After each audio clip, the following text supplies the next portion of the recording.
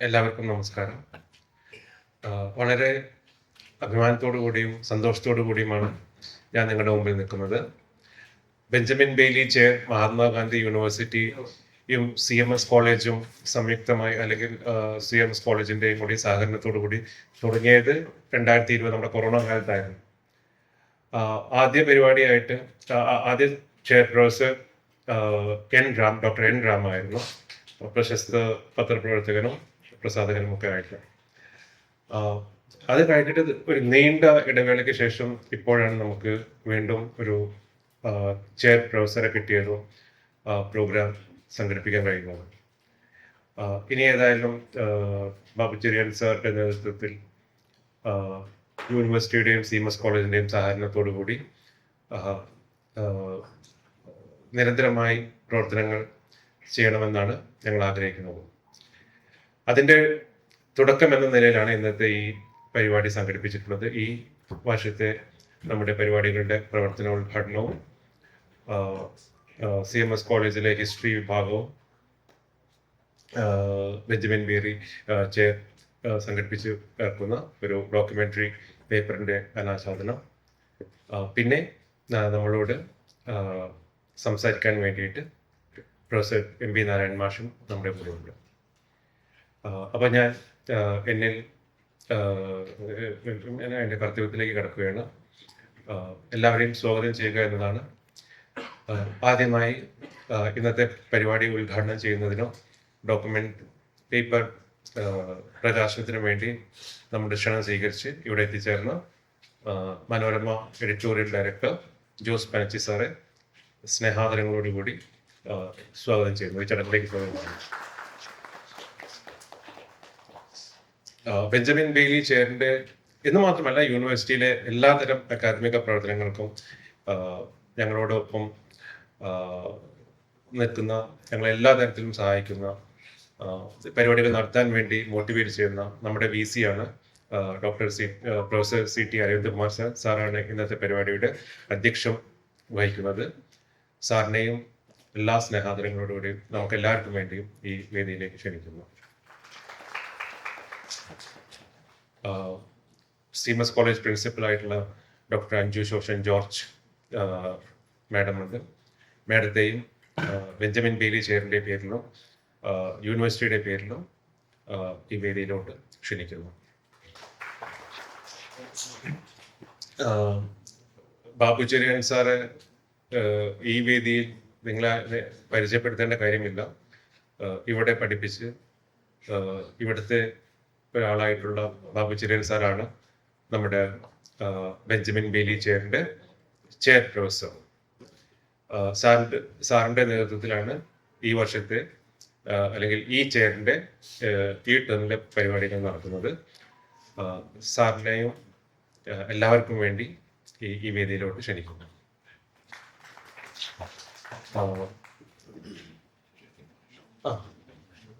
നമുക്ക് നമ്മളോട് സംവദിക്കാൻ വേണ്ടിയിട്ട് ഇവിടെ എത്തിയിട്ടുള്ളത് പ്രൊഫസർ MV നാരായണൻ മാഷാണ്. CMS കോളേജിനായാലും MG യൂണിവേഴ്സിറ്റി സ്കൂൾ ഓഫ് ലെറ്റേഴ്സിനായാലും ഒട്ടും അപരിചിതനല്ല സാർ. വളരെ ഫെമിലിയർ ആയിട്ടുള്ള ഒരു പേരാണ്, ഒരു വ്യക്തിത്വമാണ്, ഒരു സ്കോളറാണ് സാർ. സംസ്കൃത യൂണിവേഴ്സിറ്റി മുൻ VC ആണ് സാർ. ഇന്ന് നമ്മളോട് സംസാരിക്കുന്നത് സൈദ്ധാന്തിക പരികല്പനകളും പരിഭാഷയും മലയാളി നേരിടുന്ന വെല്ലുവിളികൾ എന്ന വിഷയത്തെക്കുറിച്ച് നമ്മളോട് സംസാരിക്കാൻ വേണ്ടി ഇവിടെ എത്തിയിട്ടുള്ള MV നാരായണൻ മാഷെ എല്ലാ സ്നേഹാദരങ്ങളോടും കൂടി ഈ വേദിയിലോട്ട് ക്ഷണിക്കുന്നു. അതുപോലെ തന്നെ ഞങ്ങൾ ഇങ്ങനെ ഒരു പരിപാടി, ബെഞ്ചമിൻ ബെയ്ലി ചെയറിന്റെ കോർഡിനേറ്റർഷിപ്പ് എനിക്ക് തന്നപ്പോൾ യൂണിവേഴ്സിറ്റി എന്നോട് ആവശ്യപ്പെട്ട ഒരു കാര്യം ഇത് CMS കോളേജുമായി സഹകരിച്ച് നടത്തണമെന്നായിരുന്നു. അപ്പോൾ അന്ന് മുതലേ ഞാൻ കോണ്ടാക്ട് ചെയ്ത് എൻ്റെ യൂണിവേഴ്സിറ്റി കോളേജുമായിട്ടുള്ള എൻ്റെ ബന്ധം വിജു കുര്യൻ സാറിലൂടെയായിരുന്നു. അപ്പം സാറും ഇവിടെയുണ്ട്. സാറിനെയും ഞാൻ എല്ലാവർക്കും വേണ്ടി വേദിയിലോട്ട് ക്ഷണിക്കുന്നു. ഒരു പരിപാടി ഓഡിയൻസ് ഇല്ലാതെ, സദസ്സില്ലാതെ പൂർണ്ണമല്ല. ഏത് പരിപാടിയായാലും അപ്പം ഈ പരിപാടി ശ്രവിക്കുന്നതിനും ആസ്വദിക്കുന്നതിനും വേണ്ടി ഇവിടെ എത്തിച്ചേർന്നിട്ടുള്ള എല്ലാ ഓഡിയൻസിനെയും നിങ്ങളെല്ലാവരെയും ഓരോരുത്തരെയും ബെഞ്ചമിൻ ബെയ്ലി ചെയറിൻ്റെ പേരിലും കോളേജിൻ്റെ പേരിലും ഞാൻ ഈ പരിപാടിയിലേക്ക് ക്ഷണിക്കുന്നു. നന്ദി. വേദിയിലുള്ള പ്രിയപ്പെട്ട നാരായണൻ മാഷ്, Aravindakumar sir, Panachippuram sir, Anju Seshan, P Rohith, Vijo, സദസ്സിലുള്ള ഗുരുജനങ്ങളെ, സുഹൃത്തുക്കളെ, വിദ്യാർത്ഥികളെ, അധ്യാപകരെ, ആമുഖത്തിൽ എന്നെ പരിചയപ്പെടുത്താൻ പ്രിയപ്പെട്ട ശാലിനി പക്ഷപാതപരമായി സ്വീകരിച്ച എത്ര സമയം ഞാൻ ഈ ആമുഖ പ്രഭാഷണത്തിന് എടുക്കുകയില്ല. 3 കാര്യങ്ങൾ മാത്രമേ എനിക്ക് ഈ ആമുഖമായി ചൂണ്ടിക്കാണിക്കാനുള്ളൂ. ഒന്ന്, ബെഞ്ചമിൻ ബെയ്ലി ചെയർ എന്ന പേരിൽ ഒരു ചെയർ ആവിർഭവിക്കാനുണ്ടായ സാഹചര്യം, അതിൻ്റെ പിൽക്കാല ഗതിയെക്കുറിച്ച് പ്രിയപ്പെട്ട രോഹിത് സൂചിപ്പിക്കുകയുണ്ടായി. രണ്ടാമത്തെ കാര്യം, ഇന്ന് നമ്മൾ സർവപ്രധാനമായി കരുതുന്ന ബെയ്ലി ചെയറിൻ്റെ പ്രവർത്തന ഉദ്ഘാടനത്തോടനുബന്ധിച്ച് നടക്കുന്ന പ്രഭാഷണത്തെക്കുറിച്ച്. മൂന്നാമത്, ഇന്നിവിടെ പ്രിയപ്പെട്ട ജോസ് പനച്ചിപ്പുറം സാർ പ്രകാശനം ചെയ്യുന്ന ഡോക്യുമെൻ്ററി, പേപ്പർ, അങ്ങനെ പ്രോജക്റ്റിൻ്റെ ആവിർഭാവത്തെക്കുറിച്ച്. ബെഞ്ചമിൻ ബെയ്ലി ചെയർ എന്ന പേരിൽ ഒരു ചെയർ അല്ലെങ്കിൽ ബെഞ്ചമിൻ ബെയ്ലിയെ അനുസ്മരിക്കുന്നതിനുള്ള ഒരു ഉപാധി ഉണ്ടാകണമെന്നുള്ള ആഗ്രഹം സത്യത്തിൽ മലയാളം സർവകലാശാല രൂപപ്പെട്ട കാലം മുതലുണ്ട്. അതിൻ്റെ ആദ്യത്തെ വൈസ് ചാൻസലർക്ക് മുതൽ കത്തുകൾ എഴുതുക പതിവായിരുന്നു. പക്ഷെ എല്ലാം ജലരേഖകളായി പരിണമിച്ചു. കോട്ടയത്തെ ആധുനികതയുടെ സ്ഥാപനങ്ങളുടെ ആവിർഭാവം കുറിച്ചുകൊണ്ട് ഒരു ആധുനിക പട്ടണമായി കോട്ടയം വികസിക്കുവാനും വളരുവാനും കാരണമായി തീർന്ന ബെഞ്ചമിൻ ബെയ്ലിയുടെ പേരിൽ സ്മരണ നിലനിർത്തുന്നതിന് വേണ്ടി കോട്ടയത്തുണ്ടായ സർവകലാശാലയെങ്കിലും എന്തെങ്കിലും ചെയ്യണം എന്ന് പറഞ്ഞുകൊണ്ട് കോട്ടയത്തെ MG സർവകലാശാലയുടെ എല്ലാ വൈസ് ചാൻസലർമാർക്കും ഒരു തവണ എല്ലാ സിൻഡിക്കേറ്റ് അംഗങ്ങൾക്കും കത്തെഴുതി. അതും വിഫലമായി തീർന്നു. അങ്ങനെ ഇരിക്കെ 2014 CMS കോളേജിൽ വെച്ച് ഒരേ സമയം 4 പുസ്തകങ്ങളുടെ പ്രകാശനം നടക്കുന്ന ഒരു ചടങ്ങുണ്ടായി. ആ ചടങ്ങിൽ ഇന്നിപ്പോൾ സഹകരണ വകുപ്പ് മന്ത്രിയായിരിക്കുന്ന Shri VN Vasavan, justice KT Thomas, അന്ന് യൂണിവേഴ്സിറ്റിയുടെ വൈസ് ചാൻസലറായിരിക്കുന്ന ഡോക്ടർ ബാബു സെബാസ്റ്റ്യൻ, CMS കോളേജിൻ്റെ പ്രിൻസിപ്പളായിരിക്കുന്ന ഡോക്ടർ റോയ് സാമുവൽ എല്ലാവരും പങ്കെടുത്തിരുന്നു. ആ സന്ദർഭത്തിൽ അന്നത്തെ പ്രിൻസിപ്പളിനോട് സൂചിപ്പിച്ചു, സാർ, ഇത്തരത്തിലൊരു കാര്യം നമുക്ക് ഉന്നയിക്കാൻ പറ്റിയൊരു സദസ്സാണ്, വേദിയാണ്, അത് മനസ്സിലാക്കാൻ കഴിയുന്ന ആളുകളുണ്ട്. ബിഷപ്പ് ഉണ്ടായിരുന്നു അന്ന്, മാനേജർ ബിഷപ്പ് തോമസ് കെ ഉമ്മനും ഉണ്ടായിരുന്നു. അതുകൊണ്ട് റോയ് സാറിനോട് പറഞ്ഞു, സാറേ, തീർച്ചയായിട്ടും ഇന്ന് ബിഷപ്പിനോട് പറയണം, വാസവൻ സാറിൻ്റെ ഇരിക്കൽ ഇക്കാര്യം ഉന്നയിക്കണം. ബിഷപ്പ് വാസവൻ സാറിനോട് പറഞ്ഞാൽ തീർച്ചയായിട്ടും അത് കോളേജിൻ്റെ ഒരു ആവശ്യമായി പരിഗണിക്കും, ഒരു പരിഗണന കിട്ടാതെ വരില്ല എന്ന് പറഞ്ഞു. റോയ് സാറ് അത് മനസ്സിലാക്കി ഉൾക്കൊണ്ടു, ബിഷപ്പിനോട് ആവശ്യപ്പെട്ടു. ബിഷപ്പും അത് മനസ്സിലാക്കി ഉൾക്കൊണ്ടു. ആ വേദിയിൽ വെച്ച് തന്നെ വാസവൻ സാറിനോട് ഇക്കാര്യം പറഞ്ഞു. വാസവൻ സാർ പ്രസംഗിച്ച് അവസാനിപ്പിച്ചത് മറ്റൊരു സവിശേഷത കൂടിയുണ്ട്. കോട്ടയത്തെ ഏത് സാംസ്കാരിക പരിപാടിയിൽ വാസവൻ സാർ സംസാരിച്ചതിന് 2 വ്യക്തിത്വങ്ങളെ വാസവൻ സാറെ മറക്കാറില്ല. ഒന്ന് ബെഞ്ചമിൻ ബെയ്ലി, മറ്റൊന്ന് ചാവറ കുര്യാക്കോസ് ഏലിയാസ് എന്ന് പറയുന്ന കോട്ടയത്തെ അച്ചടിയുടെ മറ്റൊരു മഹാവ്യക്തിത്വം. ഇന്നലെയും അങ്ങനെയായിരുന്നു, ഇന്നും അങ്ങനെയാണ്.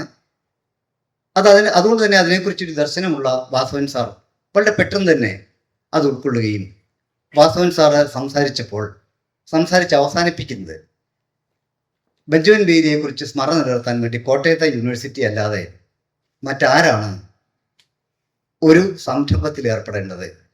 അതുകൊണ്ട് ഇന്നിവിടെ യൂണിവേഴ്സിറ്റിയുടെ വൈസ് ചാൻസലറുണ്ട്. തീർച്ചയായും അതിനെക്കുറിച്ച് തീരുമാനം വൈസ് ചാൻസലർക്ക് പ്രഖ്യാപിക്കാൻ പറ്റിയ അവസരം ഇതാണ്, ഇവിടെ പ്രഖ്യാപിക്കുമെന്ന് ഞാൻ പ്രതീക്ഷിക്കുന്നു എന്ന് പറഞ്ഞുകൊണ്ടാണ് പ്രസംഗം അവസാനിപ്പിച്ച് വാസവൻ സാർ വന്നിരുന്നത്. തൊട്ടു പിറകെ ബാബു സെബാസ്റ്റ്യൻ സാർ പ്രസംഗിച്ചു. സാറിൻ്റെ പ്രസംഗം അവസാനിപ്പിച്ചത് തീർച്ചയായും ബെഞ്ചമിൻ ബെയ്ലി ചെയർ വളരെ ആവശ്യമുള്ള ഒന്നാണ് യൂണിവേഴ്സിറ്റിയിൽ. അതിനെക്കുറിച്ച് എത്രയും പെട്ടെന്ന് തീരുമാനമെടുക്കുകയും വേറെ ചെയർ സ്ഥാപിക്കുന്നതിനുള്ള നടപടികളിലേക്ക് നീങ്ങുകയും ചെയ്യും എന്ന് പ്രസ്താവിച്ചുകൊണ്ടായിരുന്നു. താമസിയാതെ തന്നെ അതിനുവേണ്ട നടപടികൾ യൂണിവേഴ്സിറ്റി ചെയ്തു.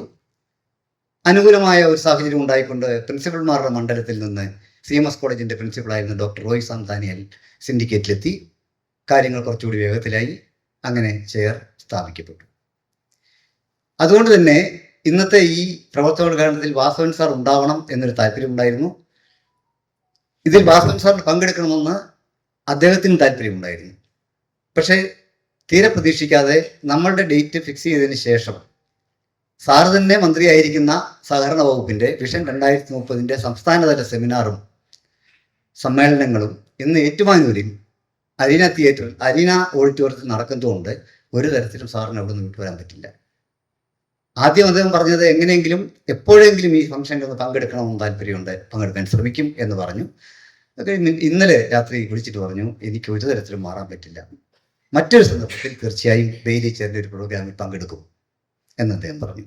ഇത് ഒന്നാമത്തെ കാര്യം. രണ്ടാമത്തെ കാര്യം, ഇന്നത്തെ പ്രഭാഷണ വിഷയം.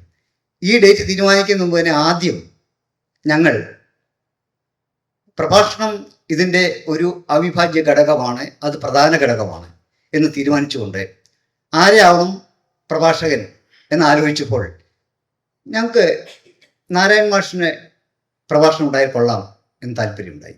ഉടനെ തന്നെ മാഷിനെ വിളിച്ചു.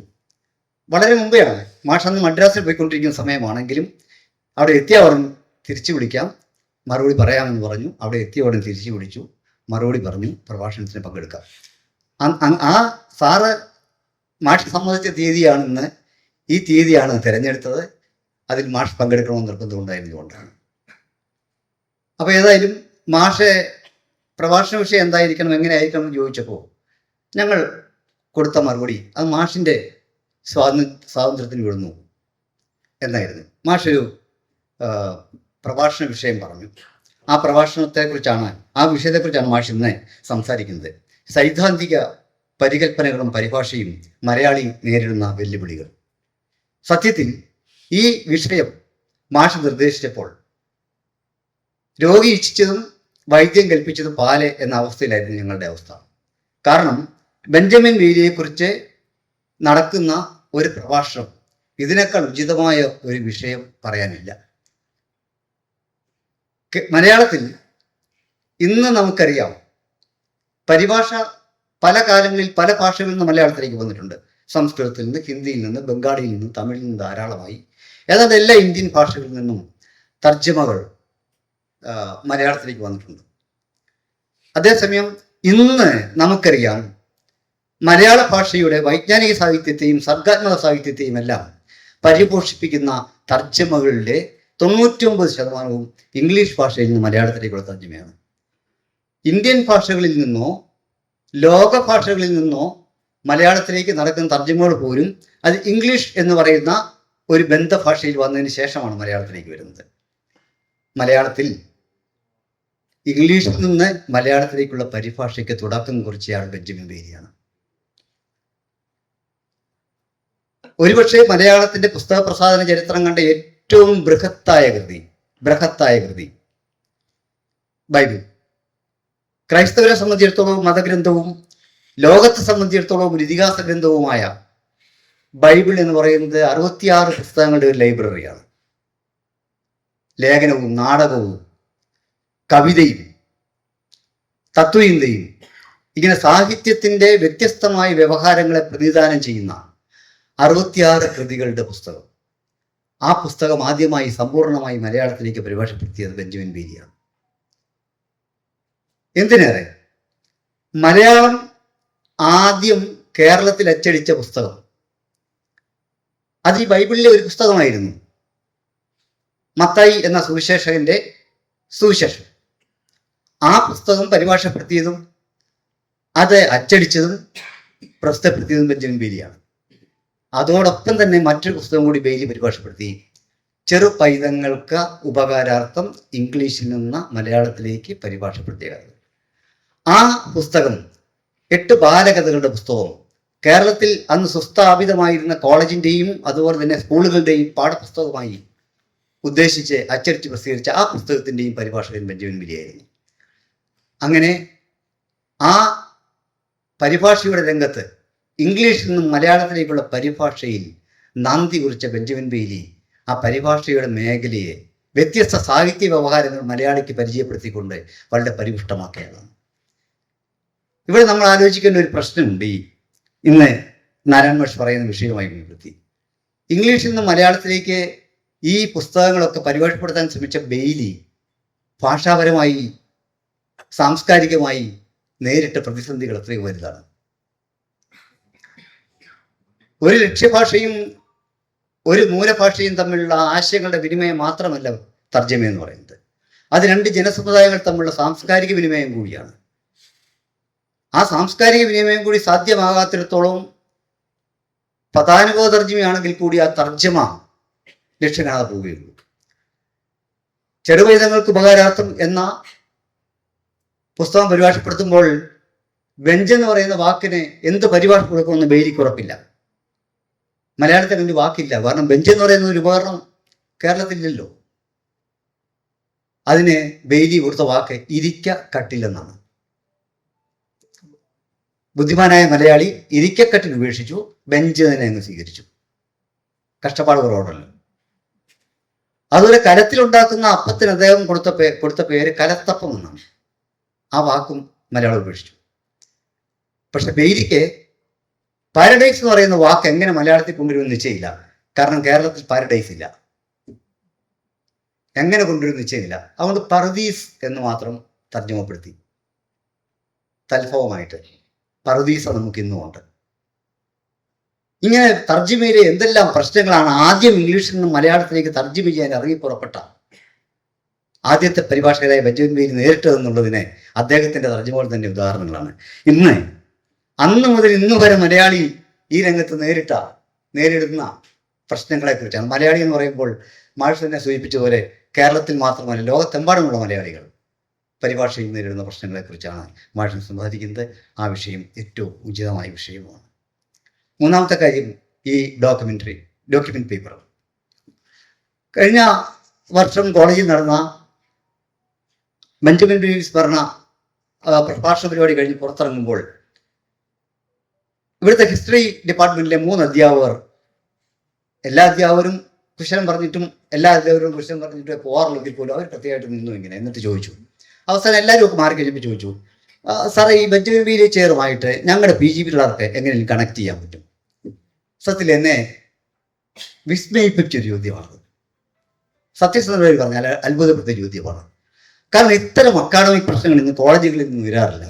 ഒരു കോളേജിൽ നിന്നും ഞാൻ എന്നെ കൂടി ഉൾപ്പെടുത്തിക്കൊണ്ട് ആത്മനിഷ്ഠതയോടെ ആത്മവിമർശനത്തോടെ പറയാം, അക്കാദമിക് കാര്യങ്ങളിലുള്ള ശ്രദ്ധ എന്ന് പറയുന്നത് ഉന്നത വിദ്യാഭ്യാസത്തിലെ അധ്യാപകർക്കും വിദ്യാർത്ഥികൾക്കും തീരെ കുറഞ്ഞു പോയി ഇല്ലാതായിക്കൊണ്ടിരിക്കുന്ന ഘട്ടം. അപ്പോൾ ഞങ്ങളുടെ PG കുട്ടികളെ ഇതുമായി എങ്ങനെയും കണക്ട് ചെയ്യാമോ, അവരതിനകത്ത് പ്രവർത്തിക്കാൻ കഴിവുള്ളവരാണ്, സജ്ജരാണെന്ന് പറഞ്ഞപ്പോൾ അത് എന്നെ വിസ്മയിപ്പിച്ചാൽ പോരാ, സത്യത്തിൽ ഞെട്ടിപ്പിക്കേണ്ടതാണ്. ഞെട്ടിയില്ല. ഞാൻ പറഞ്ഞു, അങ്ങനെ ഒരു ചിന്ത എൻ്റെ മനസ്സില്ല. ഞാൻ പറഞ്ഞു, തീർച്ചയായിട്ടും നമുക്ക് ആലോചിക്കാം, നമുക്ക് എങ്ങനെ അത് പറ്റുമെന്ന് ആലോചിക്കാം, നിങ്ങളും ആലോചിക്കേ, ഞാനും ആലോചിക്കാം എന്ന് പറഞ്ഞു. സത്യത്തിൽ പിന്നെ കുറെ ദിവസത്തേക്ക് എൻ്റെ ആലോചനകൾ തന്നെയായിരുന്നു, എങ്ങനെ ഈ PG കുട്ടികളെ ബന്ധിപ്പിക്കാം, അല്ലെ വിദ്യാർത്ഥികളെ ഈ പരിപാടിയുമായി ബന്ധിപ്പിക്കാം. അങ്ങനെയാണ് സത്യത്തിൽ മനസ്സിൽ ഇങ്ങനെ ആശയം വന്നത്. ഇപ്പോൾ ബെഞ്ചമിൻ ബെയ്ലിയെ കുറിച്ച് തന്നെ പറയുമ്പോൾ ഞാൻ തന്നെ നേരിട്ട പ്രശ്നമുണ്ട്. ഞാൻ ബെയ്ലിയെ കുറിച്ചാണ് ഗവേഷണം നടത്തുന്നതെന്ന് കുറെ വർഷങ്ങൾക്ക് പറഞ്ഞപ്പോൾ ശരി, പിന്നെ കാഴ്ചശക്തി ഇല്ലാത്തവർക്ക് വേണ്ടി ലിപികൾ തയ്യാറാക്കിയ ആളല്ലേ എന്ന് ചോദിച്ച ആളുണ്ട്. കഥയല്ല, കാര്യമാണ്. അതുപോലെ തന്നെ ഇപ്പോഴും PSC ചോദ്യം വരുന്ന മലയാളത്തിലെ ആദ്യത്തെ നിഘണ്ടുകാരൻ ആരാണെന്ന് ചോദിച്ചാൽ ഹെർമൻ ഗുണ്ടർട്ട് എന്നാണ്. ഗുണ്ടർട്ട് ബെയ്ലിയെ പോലെ തന്നെ ഒരു മനീഷിയാണ്, അത് വാസ്തവം. പക്ഷേ ഗുണ്ടർട്ട് കേരളത്തിലെത്തി ഈ കാര്യങ്ങൾ ചെയ്തതിന് മുമ്പ് ഒരു 3 ദശാബ്ദം മുമ്പ് നിഘണ്ടു ഉണ്ടാക്കുകയും അച്ചടി തുടങ്ങിയൊക്കെ ആളാണ് ബെയ്ലി. എന്നിട്ട് എന്തുകൊണ്ട് ഗുണ്ടർട്ടിന്റെ പേര് ആദ്യത്തെ നിഘണ്ടുകാരനായിട്ടും ആദ്യത്തെ അച്ചടിക്കാരനായിട്ടും ഒക്കെ വരുന്നു നമുക്കറിയില്ല. അപ്പൊ അത്തരം കാര്യങ്ങളെ കുറിച്ച് എങ്കിൽ ഈ സ്കൂളുകളിലും കോളേജുകളിലും ഒക്കെ ഒരു സാധിക്കുന്ന ഒരു ബോധവൽക്കരണം നടത്തിയാൽ എന്താണ്? എന്നാലോചിച്ചു. ഈ PG കുട്ടികളെ സന്നദ്ധമാക്കി അവർക്കൊരു പ്രോജക്റ്റ് കൊടുത്ത് ഒരു 2-3 പ്രോഗ്രാം എല്ലാ താല്പര്യമുള്ള കോളേജുകളിലും സ്കൂളുകളിലും നടത്താം എന്നൊരു പദ്ധതി ഉണ്ടാക്കി. ആ പദ്ധതിയാണ് ഇന്നിപ്പോൾ ഇവിടെ പനച്ചിപ്പുറം സാറെ, ആ പദ്ധതിയുടെ സ്കീമാണ് ഇന്ന് ഈ ഡോക്യുമെന്റ് പേപ്പറായിട്ട് പനച്ചിപ്പുറം സാർ പ്രകാശനം ചെയ്തത്. ഇതെനിക്കൊരു കാര്യം കൂടി പറയാനുള്ളത്, ഇത്തരം പദ്ധതികൾ നമുക്ക് ഈ CMS കോളേജിൽ തന്നെ എല്ലാ ഡിപ്പാർട്ട്മെന്റിലെ കുട്ടികൾക്കും അധ്യാപകർക്കും ചെയ്യാൻ പറ്റും, അതുമായി സഹകരിക്കാൻ പറ്റും. ഇത് മാത്രമല്ല, എൻ്റെ ധാരണ അനുസരിച്ച്, അറിവനുസരിച്ച് കോട്ടയത്തെ അക്കാഡമിക് കാര്യങ്ങളിൽ അന്വേഷിക്കാൻ, പഠിക്കാൻ, ഗവേഷണം നടത്താൻ താല്പര്യമുള്ള അധ്യാപകരും വിദ്യാർത്ഥികളും ഉണ്ടെങ്കിൽ, അന്വേഷിക്കാൻ, പഠിക്കാൻ, ഗവേഷണം നടത്താൻ താല്പര്യമുള്ള അധ്യാപകരും വിദ്യാർത്ഥികളും ഉണ്ടെങ്കിൽ അവർക്ക് വലിയ സാധ്യതകൾ, ഗവേഷണത്തിലുള്ള വലിയ സാധ്യതകൾ വരുന്നുണ്ട്. അതുമായും അത്തരം പ്രവർത്തനങ്ങളുമായും നമ്മുടെ കോളേജിലെ അധ്യാപകരെയും വിദ്യാർത്ഥികളെയും മാത്രമല്ല, ഏത് കോളേജിലെ അധ്യാപകരെയും വിദ്യാർത്ഥികളെയും ബന്ധിപ്പിക്കാനും സാമൂഹ്യ നന്മയ്ക്ക് വേണ്ടി അവരുടെ അറിവന്വേഷണങ്ങൾ പുറത്തു കൊണ്ടുവരുവാനും സാധ്യതയുണ്ട്. ഇത്രയും കാര്യങ്ങൾ മാത്രം പറഞ്ഞുകൊണ്ട് ഞാൻ എൻ്റെ വാക്കുകൾ വിസ്മരിക്കുന്നു. നന്ദി, നമസ്കാരം. ഏറ്റവും ബഹുമാന്യനായ പ്രൊഫസർ ME നാരായണൻ മാഷ്, ശ്രീ ജോസ് പനച്ചിപ്പുറം അവர்கள், ഡോക്ടർ രോഹിത്, ഡോക്ടർ ബാബു ചെറിയ, doctor Vijo, principal doctor Anju George, കൂടിയിരിക്കുന്ന മറ്റ് വിശിഷ്ട വ്യക്തികളെ,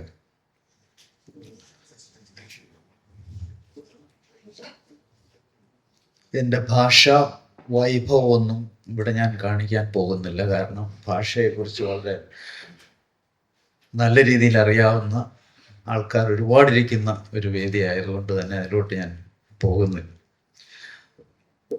നമ്മുടെ യൂണിവേഴ്സിറ്റിയെ സംബന്ധിച്ചിടത്തോളം ഏകദേശം 23 ചെയർ നമ്മൾ ഉണ്ടാക്കിയിട്ടുണ്ട്. 23 ചെയർ, മഹാത്മാഗാന്ധി ഉൾപ്പെടെയുള്ള 23ഓളം ചെയറുകൾ. അതിൽ ഏകദേശം എല്ലാം പൂർണ്ണമായും ആക്റ്റീവ് അല്ലെങ്കിലും ഏകദേശം പകുതിയിൽ കൂടുതൽ വളരെ പ്രഗത്ഭമായ രീതിയിൽ കാര്യങ്ങൾ മുന്നോട്ട് കൊണ്ടുപോകുന്ന ചെയർസ് ആണ്. ഇവിടെ തന്നെ 2 ചെയർ പ്രോസസ് ഇവിടെ ഇരിപ്പുണ്ട്.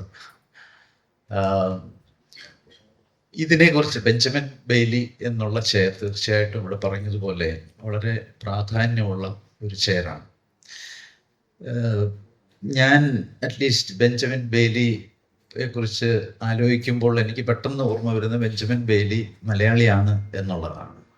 കോട്ടയത്തെ സംബന്ധിച്ച് കോട്ടയംകാരനാണ് എന്നാണ്. അതിൽ വ്യത്യസ്തമായൊന്നും കാണുന്നില്ല എന്നുള്ളതാണ്. അതുതന്നെയാണ് ശരിക്കും പറഞ്ഞാൽ നമ്മുടെ ഈ സ്ഥലവുമായി, പ്രദേശവുമായി, ഭാഷയുമായി എത്രത്തോളം അദ്ദേഹം അടുത്തു എന്നുള്ള കാര്യം.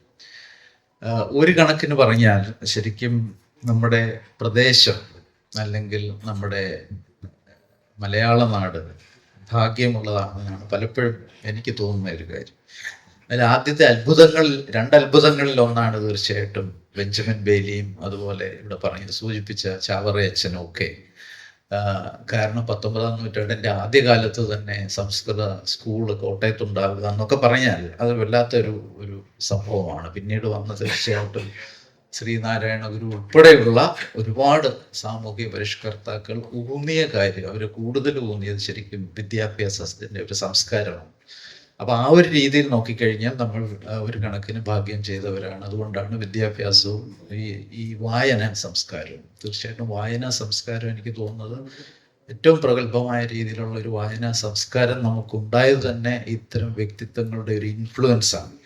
ഇപ്പം അദ്ദേഹത്തെക്കുറിച്ച് പറഞ്ഞാൽ നമ്മുടെ വിദ്യാഭ്യാസത്തിന് എത്രത്തോളം കോൺട്രിബ്യൂട്ട് ചെയ്തു, എന്തുകൊണ്ടാണ് കോട്ടയം ടൗൺ എന്ന് പറയുന്നത് ഇന്ത്യയിലെ തന്നെ ആദ്യത്തെ സാക്ഷരത ഉള്ള 100% സാക്ഷരതയുള്ള ഒരു സ്ഥലമായി മാറി എന്ന് പറഞ്ഞാൽ തീർച്ചയായിട്ടും അതിൻ്റെ ആദ്യകാലങ്ങളിൽ ഇതൊക്കെ തന്നെയാണ് അതുമായിട്ട് ബന്ധപ്പെട്ടിട്ടുള്ള പ്രവർത്തനങ്ങളും ഒക്കെ ഇതിൻ്റെ ഒരു വഴിയാണ്. പിന്നീട് ഇദ്ദേഹത്തെക്കുറിച്ച് നമ്മൾ കേൾക്കുന്ന മറ്റൊരു കാര്യം, നമ്മുടെ പ്രിന്റിങ് അല്ല, ജേർണലിസത്തിന് പുതിയ മുഖം എന്നൊക്കെ പറഞ്ഞ് ഞാൻ വായിച്ചിട്ടുണ്ട്. പക്ഷെ പുതിയ മുഖമൊന്നുമല്ല, ആദ്യത്തെ മുഖം തന്നെ അല്ലേ. കാരണം അന്ന് ജേർണലിസത്തിന്റെ എന്തു മുഖമായിരുന്നു നമുക്കറിയാവുന്നത്. അപ്പം ആദ്യത്തെ മുഖം എന്നുള്ള രീതിയിലാണ് ശരിക്കും അതിനെ കാണേണ്ടത്. അപ്പം പ്രിന്റിങ്, അങ്ങനെയൊക്കെയുള്ള കാര്യം. പിന്നെ ഏറ്റവും പ്രധാനപ്പെട്ടത് നമ്മുടെ സംസ്കാരവുമായിട്ടുള്ള ഒരു കാര്യമാണ്. സംസ്കാരത്തിൽ എത്രത്തോളം അദ്ദേഹത്തിൻ്റെ കോൺട്രിബ്യൂഷൻ ഉണ്ട് ഈ പറയുന്ന എല്ലാ കാര്യങ്ങളും, ഒരു പ്രസ് തുടങ്ങുന്നതും അല്ലെങ്കിൽ അക്ഷരങ്ങളുടെ കാര്യത്തിലും ട്രാൻസ്ലേഷൻ്റെ കാര്യത്തിലും ഒക്കെ എന്തുണ്ടായാലും അത് പ്രതിഫലിക്കുന്നത് തീർച്ചയായിട്ടും നമ്മുടെ സംസ്കാരത്തിലൂടെയാണ്. അതാണ് ഇവിടെ ആദ്യം സാറ് സംസാരിച്ച സാർ പറഞ്ഞത് തന്നെ അതാണ്. ഏറ്റവും തർജിമ എന്നുള്ളത് ഒരു സംസ്കാരത്തിൻ്റെ ഇൻട്രാക്ഷൻ കൂടെയാണ് എന്നുള്ളത് വളരെ സത്യമാണ്. അപ്പോൾ ആ ഒരു രീതിയിലും നമ്മുടെ സംസ്കാരത്തിനെ ഉയർത്തുന്ന കാര്യത്തിൽ അദ്ദേഹത്തിൻ്റെ കോൺട്രിബ്യൂഷൻ വളരെ വലുതാണ്. ഞാൻ ദീർഘിപ്പിക്കുന്നില്ല. എല്ലാ അർത്ഥത്തിലും യൂണിവേഴ്സിറ്റിയെ സംബന്ധിച്ചിടത്തോളം ഇതൊരു മഹത്തായ ചെയർ തന്നെയാണ്. ഇതിൻ്റെ പ്രവർത്തനങ്ങളും തീർച്ചയായിട്ടും മഹത്തരമായിരിക്കണം. തീർച്ചയായിട്ടും അതാണ് നമ്മൾ ഇന്നിവിടെ കാണുന്നത്. അത് ഒരു വർഷത്തെ ഒരു പ്രഭാഷണം മാത്രമല്ല, മറ്റ് പല രീതിയിൽ ഏത് രീതിയിൽ ഇതിനെ കൊണ്ടുപോകാൻ പറ്റും എന്നുള്ളത് നോക്കേണ്ടതാണ്. അവിടെ തന്നെ എനിക്ക് പലപ്പോഴും ഞാൻ പറയുന്ന ഒരു കാര്യമാണ്, ചെയർ എന്നുള്ളത് തീർച്ചയായിട്ടും ഒരു യൂണിവേഴ്സിറ്റിയുടെ മുഖം കൂടിയാണ്. ആ മുഖം ശരിക്കും ഒരേ രീതിയിലുള്ള മുഖം കാണണമെന്നില്ല, മുഖത്തിന് മാറ്റം വരുത്താം. അപ്പോൾ അത് ശരിക്കും പറഞ്ഞാൽ പുതിയ ഇന്നോവേഷൻ ഇതിനകത്ത് കൊണ്ടുവരാനും കൂടെ. അതുകൊണ്ട് തന്നെയാണ് നമ്മുടെ ഡോക്ടർ രോഹിത് സാറിനെ ഇത് ഏൽപ്പിച്ചത്. അദ്ദേഹം ഭംഗിയായി ഇത് കൈകാര്യം ചെയ്യുന്നുണ്ട്. അത് സാധാരണ ഒരു ലെക്ചർ പരമ്പരയ്ക്ക് അപ്പുറത്ത് എന്തെല്ലാം നമുക്ക് ചെയ്യാൻ പറ്റും എന്നുള്ള കാര്യം കൂടി നമുക്ക് ആലോചിക്കേണ്ടതാണ്. ഒരിക്കൽ കൂടി ഇവിടെ എത്തിയ എല്ലാ അതിഥികളോടുള്ള നന്ദി കൂടി ഞാൻ പ്രകാശിപ്പിക്കുന്നു. പ്രത്യേകിച്ച് ശ്രീ ജോസ് പനശ്ശിപ്പുറം അവർക്കും, അതുപോലെ നാരായണൻ മാഷിനെ ഒരുപാട് വർഷങ്ങളായിട്ട് എനിക്കറിയാം. പക്ഷേ ഒരിക്കൽ പോലും അദ്ദേഹത്തിൻ്റെ പ്രഭാഷണം ഞാൻ കേട്ടിട്ടില്ല. അപ്പം അതുകൊണ്ട് അതിനുള്ള ഒരു സാഹചര്യം കൂടിയാണ്. അപ്പം അദ്ദേഹത്തിനും ഇത് നമ്മുടെ ക്ഷണം ഇവിടെ സ്വീകരിച്ചെത്തിയിട്ടുള്ള നന്ദി, യൂണിവേഴ്സിറ്റിയുടെ നന്ദി കൂടി അറിയിച്ചുകൊണ്ട് എല്ലാ ആശംസകളും, അതുപോലെ പ്രിൻസിപ്പലിനും ഒരു നന്ദി ഞാൻ പറയുവാണ്. വളരെ നല്ല രീതിയിൽ ഒരു കാര്യത്തിലല്ല, യൂണിവേഴ്സിറ്റിയുടെ ഒരുപാട് കാര്യങ്ങളിൽ വളരെ പ്രൗഢഗംഭീരമായ രീതിയിൽ കാര്യങ്ങൾ ഇവിടെ CMS ഓർഗനൈസ് ചെയ്യാറുണ്ട്. അതിലും കൂടെ ഒരു നന്ദി ഞാൻ പറഞ്ഞുകൊണ്ട് നിർത്തുന്നു. എല്ലാവർക്കും ആശംസകൾ. പ്രിയപ്പെട്ട വിദ്യാർത്ഥികളെ, ബഹുമാന്യരായ അതിഥികളെ, ഇവിടെ ഇരുന്നപ്പോൾ എനിക്ക് തോന്നിയത് ബെഞ്ചമിൻ ബെയ്ലിയുമായിട്ട് ഏതാണ്ടൊരു ബന്ധമൊക്കെ ഉള്ള ഒരാൾ ഞാനാണെന്നാണ്. കാരണം അദ്ദേഹം ചെയ്ത ചില കാര്യങ്ങളൊക്കെ അതിൻ്റെ പിന്തുടർച്ച ചെയ്യാൻ എനിക്ക് അവസരം ഉണ്ടായിക്കൊണ്ടിരിക്കുന്നത്. ഞാൻ അച്ചടിക്കുന്നില്ല, എന്നാലും പുസ്തക പ്രസാധനം, പത്രപ്രസാധനം, അപ്പം ഇങ്ങനെയുള്ള കാര്യങ്ങളിലൂടെ ബെഞ്ചമിൻ ബെയ്ലിയും ഞാനും തമ്മിൽ ഒരു ബന്ധമുണ്ടെന്ന് എനിക്കിപ്പോൾ അങ്ങ് തോന്നുന്നതുകൊണ്ട് യാതൊരു അപകടം ഉണ്ടെന്ന് തോന്നുന്നില്ല. അതുകൊണ്ട് നമുക്ക് തോന്നാം. വാസ്തവത്തില് നമ്മള് ഇവിടെ ബെഞ്ചമിൻ ബെയ്ലിയുടെ ഒന്നാം സ്ഥാനങ്ങളെ പറ്റി, അച്ചടി, ബൈബിൾ വിവർത്തനം, അത് ഇംഗ്ലീഷിൽ നിന്ന് മലയാളത്തിലേക്കും മലയാളത്തിൽ നിന്ന് ഇംഗ്ലീഷിലേക്കുമുള്ള നിഘണ്ടുക്കളെ അതിനെപ്പറ്റി പറഞ്ഞു. ഇതിനൊക്കെ പുറമെ എനിക്ക് തോന്നിയ ഒരു കാര്യം, ഒരുപക്ഷെ ഏറെ ഒരു ആഘോഷിക്കപ്പെടാത്ത ഒരു കാര്യം, നമ്മുടെ സാമൂഹിക ചരിത്രത്തിലും അദ്ദേഹം വളരെ പ്രധാനപ്പെട്ട ഒരു പങ്ക് വഹിക്കുകയുണ്ടായി എന്നുള്ളതാണ്. ഒരുപക്ഷെ ചിലർക്കൊക്കെ അറിയാമായിരിക്കും. അദ്ദേഹം ജീവിച്ചിരുന്ന കാലത്തെ അതേ സാമൂഹ്യ ക്രമം പിന്തുടർന്നിരുന്നെങ്കിൽ വാസ്തവത്തിൽ നമ്മുടെ CMS കോളേജിൽ ഇപ്പോൾ 2000 ഏക്കർ ഭൂമി വെറുതെ കിട്ടുമായിരുന്നു, അല്ലേ? പ്രിൻസിപ്പൽ ഓർക്കുന്നുണ്ടാവില്ല. കാരണം മൺട്രോ തുരുത്തിലെ അന്ന് കേണൽ മൺട്രോ ആയിരുന്നു അന്ന് നമ്മുടെ പ്രസിഡന്റ്, ബ്രിട്ടീഷ് പ്രസിഡന്റ്. ദിവാന്റെ ചുമതലയും അദ്ദേഹത്തിനുണ്ടായിരുന്നു, തിരുവിതാംകൂർ ദിവാന്റെ. അപ്പൊ അന്ന് തിരുവിതാംകൂർ ദിവാന്റെ സ്ഥാനം ഒഴിയുന്ന സമയത്ത് തിരുവിതാംകൂറിന് അദ്ദേഹം ചെയ്ത വലിയ സംഭാവനകൾ പരിഗണിച്ച് മൺട്രോ സാഹിബിന് തിരുവിതാംകൂർ ഒരു മൺട്രോ തുരുത്തിലെ, എവിടാന്നറിയാവോ മൺട്രോ തുരുത്ത്? കൊല്ലത്തിനടുത്താണ് മൺട്രോ തുരുത്ത്, നമ്മളിൽ നിന്ന് വളരെ ദൂരെ. അവിടെ ഒരു 2000 ഏക്കർ സ്ഥലം ഈ മൺട്രോ സാഹിബിന് വെറുതെ. അപ്പൊ മൺട്രോ സാഹിബ് വിചാരിച്ചു, മൺട്രോ സാഹിബും നമ്മുടെ ബെഞ്ചമിൻ ബെയ്ലി ആയിട്ടുള്ള സൗഹൃദവും അടുപ്പമൊക്കെ ഉള്ളതുകൊണ്ട് അവരാലോചിച്ചപ്പോ ഈ 2000 ഏക്കർ മൺട്രോക്ക് പ്രത്യേകിച്ച് കാര്യമൊന്നുമില്ല. അപ്പൊ അതുകൊണ്ട് അന്നത്തെ നമ്മുടെ കോട്ടയം കോളേജ് എന്ന് പറയുന്ന നമ്മുടെ ഇപ്പം നമ്മൾ കാണുന്ന CMS കോളേജിനെ ആ 2000 ഏക്കർ ഭൂമി മൺട്രോ സാഹിബ് കൊടുക്കുകയാണ് ഉണ്ടായത്. പക്ഷേ പിന്നീട് തിരുവിതാംകൂറിന്റെ ഒരു ക്ഷാമകാലം വന്നപ്പോ നമ്മുടെ കൃഷി വികസിപ്പിക്കണം എന്നൊരു ആശയം വന്നപ്പോ കൊളയിൽ നിന്ന് വളരെ ദൂരെ ഒരു 2000 ഏക്കർ, നമുക്കറിയാം ഭൂമിക്ക് അന്ന് ഇതുപോലെയുള്ള വിലയില്ലാത്തത് കൊണ്ട് ഈ 2000 ഏക്കർ തിരിച്ച് തിരുവിതാംകൂർ സർക്കാരിന് കൊടുക്കുകയാണ് ചെയ്തത്. വലിയ നഷ്ടമായി പോയെന്ന് ഇപ്പോൾ വേണം തോന്നുന്നു. CMS കോളേജിന് കുറച്ച് ദൂരെയാണെങ്കിലും 2000 ഏക്കർ വെറുതെ അവിടെ നമുക്കവിടെ എന്തെല്ലാം ചെയ്യാമായിരുന്നു വേണമെങ്കിൽ തോന്നാം അല്ലേ. പക്ഷെ നമുക്ക് മറ്റൊരു കാര്യം നമ്മുടെ ബെഞ്ചമിൻ ബെയ്ലി അന്ന് അവിടെ ചെയ്തു. അന്ന് ഈ മൺട്രോ തുരുത്തില് മറ്റ് കേരളത്തിലെ പല സ്ഥലങ്ങളിലും ഉണ്ടായിരുന്നത് പോലെ അടിമ വ്യവസ്ഥിതി നിലവിൽ നിന്ന ഒരു കാലമാണ്. അദ്ദേഹം ചെയ്ത ഒരു കാര്യം, ബെയ്ലിയും ജോസഫ് പീറ്റ് എന്ന് പറയുന്ന സഹപ്രവർത്തകനും കൂടി ചെയ്ത ഒരു കാര്യം, അവിടുത്തെ അടിമകളെ മുഴുവൻ അവർ മോചിപ്പിച്ചു. ബെഞ്ചമിൻ ബെയ്ലിക്ക് അങ്ങനെ കേരളത്തിലെ അടിമ വിമോചനത്തില്, നമ്മുടെ സാമൂഹ്യ പരിഷ്കരണത്തിന്റെ ചരിത്രത്തില് വളരെ പ്രധാനപ്പെട്ട ഒരു പങ്ക് വഹിക്കാനുള്ള ഒരവസരം കൂടി ഉണ്ടായി. വാസ്തവത്തിൽ നമ്മുടെ ഭാഷയ്ക്കും അക്ഷരങ്ങൾക്കും ഇപ്പോ നമ്മളൊക്കെ എടുത്തു പെരുമാറുന്ന ഈ മലയാളം, ഒരുപക്ഷെ ബെഞ്ചമിൻ ബെയ്ലി ഇവിടെ വന്നിരുന്നില്ലെങ്കിൽ നമ്മളിപ്പോ ചതുര വടിവിലുള്ള അക്ഷരങ്ങൾ എഴുതുമായിരുന്നു. നമ്മളിപ്പോ കാണുന്ന മലയാളത്തിന്റെ ആ ഉരുണ്ട ആകൃതി രൂപപ്പെടുത്തിയെടുത്തത് ബെഞ്ചമിൻ ബെയ്ലിയാണ്, നമുക്കറിയാം. അപ്പോ വാസ്തവത്തില് അങ്ങനെ ഏതെല്ലാം മേഖലകളിലാണ് ബെഞ്ചമിൻ ബെയ്ലി നമ്മുടെ സംസ്കാരത്തിന് സംഭാവനകൾ നൽകിയതെന്ന് ഒരുപക്ഷെ ഈ ഒരു മീറ്റിങ്ങിൽ, ഒരു യോഗത്തിൽ, ഒരു സെമിനാറില് നമുക്ക് പറഞ്ഞു തീർക്കാവുന്നതല്ല. നിർഭാഗ്യവശാൽ അത് മറ്റ് പല കാര്യങ്ങളും ആഘോഷിക്കപ്പെടുന്നത് പോലെ കേരളത്തിൽ, മലയാളത്തിൽ ആഘോഷിക്കപ്പെടുന്നില്ല എന്നത് നിർഭാഗ്യകരമാണ്. എനിക്ക് തോന്നുന്നത് ഈ ബെഞ്ചമിൻ ബെയ്ലി ചെയറിന് ചെയ്യാവുന്ന ഒരു വലിയ കാര്യം, അദ്ദേഹത്തിന്റെ വലിയ സംഭാവനകൾ എങ്ങനെ നമ്മുടെ പൊതുജന ശ്രദ്ധയിലും ചരിത്രത്തിന്റെ ശ്രദ്ധയിലും ഒരിക്കൽ കൂടി കൊണ്ടുവരാൻ എന്ത് ചെയ്യാൻ കഴിയും എന്നുകൂടി ആലോചിക്കേണ്ടതാണ് എന്ന് എനിക്ക് തോന്നുന്നു. പിന്നെ ഞാൻ വായിച്ച ചരിത്രത്തില് നമുക്ക് ഈ കോട്ടയം കോളേജ് മാത്രമല്ല, കോട്ടയം എന്ന പേര് കിട്ടാൻ കൂടി ബെഞ്ചമിൻ ബെയ്ലി ഒരു പങ്ക് വഹിച്ചിട്ടുണ്ട് എന്നാണ് ഞാൻ വായിച്ചത്. കാരണം അതിനെപ്പറ്റി എതിരഭിപ്രായം ഉണ്ടാവും, പല വ്യത്യസ്ത അഭിപ്രായങ്ങൾ ഉണ്ടാവുമായിരിക്കും. നമുക്ക് നമ്മുടെ താഴത്തങ്ങാടി തുറമുഖമായിരുന്ന ഒരു കാലമാണത്. അപ്പോൾ ആ തുറമുഖത്തിനോട് ചേർന്നുള്ള ഒരു അഡ്മിനിസ്ട്രേറ്റീവ് സെന്റർ എന്ന് പറയുന്നത് കോട്ടയ്ക്കകം എന്നുള്ളതാണ്. താഴത്തങ്ങാടിക്ക് അടുത്തുള്ള കോട്ടയ്ക്കകം. അപ്പോ നമുക്കറിയാം, ഒരു ഇംഗ്ലീഷ് സാഹിബിനെ കോട്ടയ്ക്കകം എന്നൊക്കെ നാക്ക് വളച്ചു പറയാൻ വളരെ ബുദ്ധിമുട്ടുണ്ട്.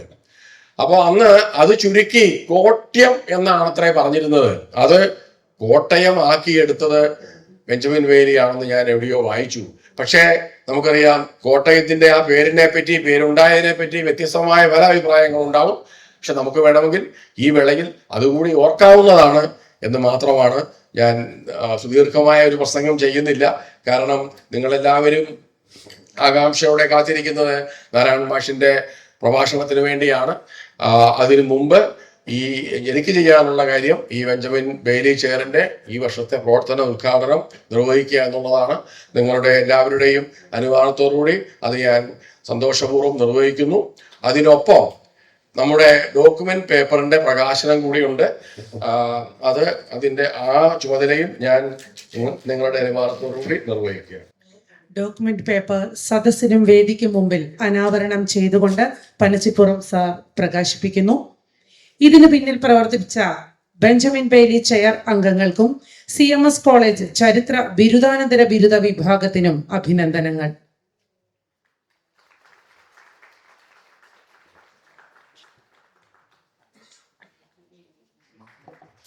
Vice Chancellor of Mahatma Gandhi University, Professor Dr. Arvind Kumar sir. A chief guest of the day, Professor M.V. Narayanan sir. Former VC, Sri Shankaracharya, Samskrita University. Benjamin Bely Chair Professor, Dr. Babu Cherian. Jose Panachipuram sir, in his absence. Coordinators of the Benjamin Bely Chair, Dr. Rohit, Dr. Vijo, former principals, senior teachers, guests, achins, friends from the media, and my dear students. I will not take you away from the much awaited talk that we are here to listen to. But adding on to what every other speaker spoke in front of me is also the fact that Benjamin Bailey is our first founding principal of the college. His vision is what we are reaping benefits from today. When we think about our college, the first names that come, one of the first name, or probably the first name that comes to our mind is Benjamin Bailey. His legacy is what we celebrate today. Quite rightly, Mahatma Gandhi University has instituted this chair, and a perfect person to hold this and to run behind this. And I'm sure we look forward to spreading this legacy of Benjamin Bailey, what he stood for, the love of letters, the love of reading that he once lit our path with. This is in the right hands, and I'm hoping that the activities of the Benjamin Bailey Chair would make all of us proud. Thank you. അധ്യക്ഷൻ ഏറ്റവും ബഹുമാന്യനായ professor CT Arvind Kumar, ആമുഖ പ്രസംഗം നടത്തിയ doctor Babu Cherian, principal doctor Anju ശോഷൻ George, ഇന്ന് Benjamin Bailey ചെയറിൻ്റെ പ്രവർത്തനോദ്ഘാടനം നിർവഹിച്ച Shri Jose Panachippuram, doctor Rohith, doctor Vijo Thomas Kurian, സദസ്സിലെ സുഹൃത്തുക്കളെ, ബഹുമാന്യരെ, വിദ്യാർത്ഥികളെ,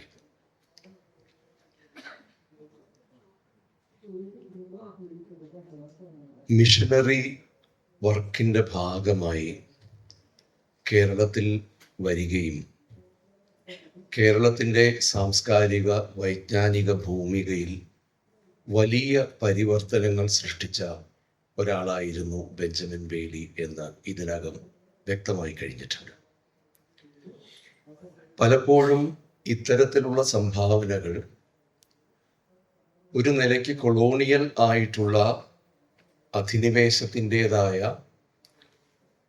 ഒരു പ്രത്യേക പരിസരത്തിലാണ് നടക്കുന്നത് എന്നുണ്ടെങ്കിലും ബെഞ്ചമിൻ ബെയ്ലിയുടെയും അർണോസ് പാദ്രിയുടെയും ഗുണ്ടർട്ടിൻ്റെയും മറ്റും ശ്രമങ്ങൾ പലപ്പോഴും ആ ഒരു കൊളോണിയൽ യുക്തിക്കപ്പുറം പോകുന്ന വിധം ജ്ഞാനമണ്ഡലങ്ങളിൽ വിജ്ഞാനത്തിൻ്റെ പരിപോഷണത്തിൽ വലിയ സേവനങ്ങൾ നൽകുന്നതായിട്ട് നമുക്ക് കാണാൻ കഴിയും.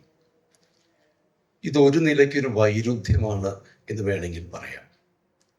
കാരണം പലപ്പോഴും മിഷനറി വർക്കിൻ്റെ ഒരു പ്രത്യേക സ്വഭാവം, ആഗോളതലത്തിലുണ്ടായിരുന്നൊരു പ്രത്യേക സ്വഭാവത്തിനകത്ത് തന്നെ വ്യത്യസ്തമായ ആഫ്രിക്കയിലോ സൗത്ത് അമേരിക്കയിലോ ഉണ്ടായതിൽ നിന്നും വളരെ വ്യത്യസ്തമായ ഒരു ജ്ഞാന പരിസരം നിർമ്മിച്ചെടുക്കുന്നതിൽ ഇന്ത്യയിലെ മിഷണറിമാർ വളരെ ഗൗരവമായി പരിശ്രമിച്ചിരുന്നു എന്നതിൻ്റെ ഏറ്റവും വലിയ സൂചനയാണ് ബെഞ്ചമിൻ ബെയ്ലിയുടെയൊക്കെ പ്രവൃത്തി.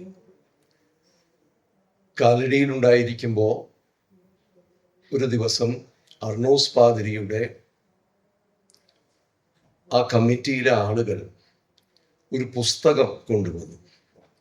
സംസ്കൃതത്തിലെ സിദ്ധരൂപത്തിൻ്റെ മലയാളം ഒരു പരിഭാഷയും അതിൻ്റെ തന്നെ ഒരു ലത്തീൻ പരിഭാഷയും അർണോസ് പാദ്രി ചെയ്യുകയും അത് ഇറ്റലിയിൽ പ്രസിദ്ധീകരിക്കുകയും അത് വളരെ കാലങ്ങൾക്ക് ശേഷം ബർഗൻ യൂണിവേഴ്സിറ്റിയിൽ നിന്ന് അത് കണ്ടെടുത്ത് അതിൻ്റെ ഒരു പുതിയ രൂപം ഒരു ആമുഖത്തോടു കൂടി പ്രസിദ്ധീകരിച്ചത് വീണ്ടും പ്രസിദ്ധീകരിക്കാനായിട്ടുള്ള ഒരു അപേക്ഷയുമായി. ആ പുസ്തകം നോക്കുമ്പോൾ യഥാർത്ഥത്തിൽ അത് സിദ്ധരൂപമല്ല എന്ന് മനസ്സിലാവും.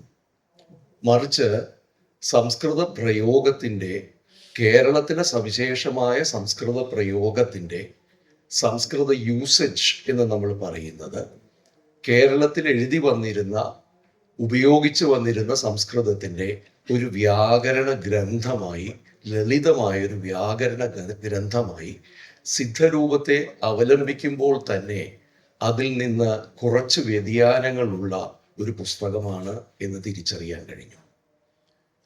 അവിടെയാണ് യഥാർത്ഥത്തിൽ പരിസരം അറിഞ്ഞുകൊണ്ട്, പ്രദേശം അറിഞ്ഞുകൊണ്ട്, താൻ നിൽക്കുന്ന മണ്ണ് എന്ത് എന്നറിഞ്ഞുകൊണ്ടുള്ള പ്രവൃത്തിയാണ് അർണോസ് പാതിരിയുടേതും അതേപോലെ തന്നെ ബെഞ്ചമിൻ ബെയ്ലിയുടേതും എന്ന് പറയേണ്ടി വരുന്നത്.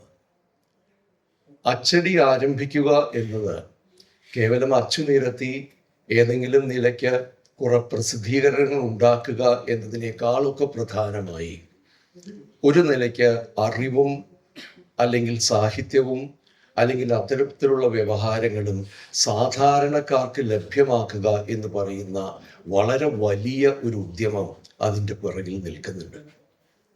നാം ലോകത്ത് എവിടെ നോക്കുകയാണെങ്കിലും ഡെമോക്രാറ്റൈസേഷൻ ഓഫ് നോളജ് എന്ന് പറയുന്നത് അറിവിൻ്റെ ജനാധിപത്യവൽക്കരണത്തിൽ ഏറ്റവും പ്രധാനപ്പെട്ട പങ്ക് വഹിച്ചിട്ടുള്ളത് ഈ അച്ചടി ശാലകളാണ്. അച്ച് നിരത്തുന്നതോടുകൂടി ഒരു പകർപ്പ് ഉണ്ടാക്കിയെടുക്കുന്നതിന് പകരം 100 കണക്കിന് പകർപ്പുകൾ ഉണ്ടാക്കുകയും അതിൻ്റെ ക്ലേശവും അതിൻ്റെ ബുദ്ധിമുട്ടും അതിന് വേണ്ടി വരുന്ന ചിലവും കുറയുകയും അത് കൂടുതൽ കൂടുതൽ ആളുകളിലേക്ക് എത്തുന്നതോടുകൂടി ഔപചാരിക വിദ്യാഭ്യാസത്തിന് പുറത്തു നിൽക്കുന്ന വിധം അച്ചടിയിലൂടെ ജ്ഞാനം പ്രസരിപ്പിക്കുവാനുള്ള ഒരു പന്ഥാവ് തുറക്കലാണ്. അത് വലിയൊരു തുറക്കൽ തന്നെയാണ്. ആ തുറക്കൽ നിർവഹിച്ചു എന്നത് കാണുമ്പോൾ എത്ര വലിയ ഒരു ഇടപെടലാണ് ബെഞ്ചമിൻ ബെയ്ലി യഥാർത്ഥത്തിൽ നമ്മുടെ ജീവിതത്തിൽ ഇന്നും നാം അനുഭവിക്കുന്ന രീതിയിൽ ചെയ്തിട്ടുള്ളത് എന്ന് തിരിച്ചറിയാൻ കഴിയും. അതോടൊപ്പം തന്നെ അദ്ദേഹം വേദപുസ്തകം മലയാളത്തിലേക്ക് പരിഭാഷപ്പെടുത്തുകയും ഇംഗ്ലീഷ് മലയാളം നിഘണ്ടു നിർമ്മിക്കുകയും അതിനുശേഷം മലയാളം ഇംഗ്ലീഷ് നിഘണ്ടു നിർമ്മിക്കുകയും ചെയ്യുമ്പോൾ പരിഭാഷയെക്കുറിച്ച്, ഭാഷകൾ തമ്മിലുള്ള സംവാദത്തെക്കുറിച്ച്, സംവേദനത്തെക്കുറിച്ച് വളരെ ഗൗരവമായി ചിന്തിക്കുകയും അതിൽ ഇടപെടാൻ ശ്രമിക്കുകയും മലയാളത്തെ ഒരു ജ്ഞാന ഭാഷയായി പരിവർത്തിപ്പിക്കുവാനുമുള്ള ഗൗരവമായ ഉദ്ദേശങ്ങൾ അദ്ദേഹത്തിൽ ഉണ്ടായിരുന്നു എന്ന് വ്യക്തമാകുന്നു. ആ ഒരു സാഹചര്യത്തിലാണ് ഇന്ന് നാം പരിഭാഷയെക്കുറിച്ച് ആലോചിക്കേണ്ടി വരുന്നത്. മലയാളത്തിൻ്റെ വികാസത്തിൽ ഒരു പക്ഷേ ഏറ്റവും പ്രധാനമായി തീർന്നിട്ടുള്ളത് മറ്റ് ഭാഷകളുമായുള്ള ഇടപഴകലുകളാണ്. തമിഴിൽ നിന്നും ഉരുത്തിരിഞ്ഞ് സ്വന്തമായൊരു അസ്തിത്വം രൂപീകരിക്കുന്നതിൻ്റെ ഭാഗമായി സംസ്കൃതത്തിൻ്റെ സ്വാധീനം വളരെയധികം സ്വീകരിക്കുമ്പോൾ ആദ്യകാലങ്ങളിൽ സംസ്കൃത കൃതികളുടെ പരിഭാഷകളായി, പിന്നീട് സ്വതന്ത്ര പരിഭാഷകളായി, ഇംഗ്ലീഷിൽ അഡാപ്റ്റേഷൻസ് എന്ന് പറയുന്ന രീതിയിൽ ഒരർത്ഥത്തിൽ മലയാള സാഹിത്യത്തിൻ്റെ തന്നെ, അന്ന് സാഹിത്യം എന്ന ഒരു വ്യവഹാരം ഉണ്ടായിട്ടില്ല എന്ന് നിൽക്കുമ്പോഴും ഇന്ന് നാം സാഹിത്യം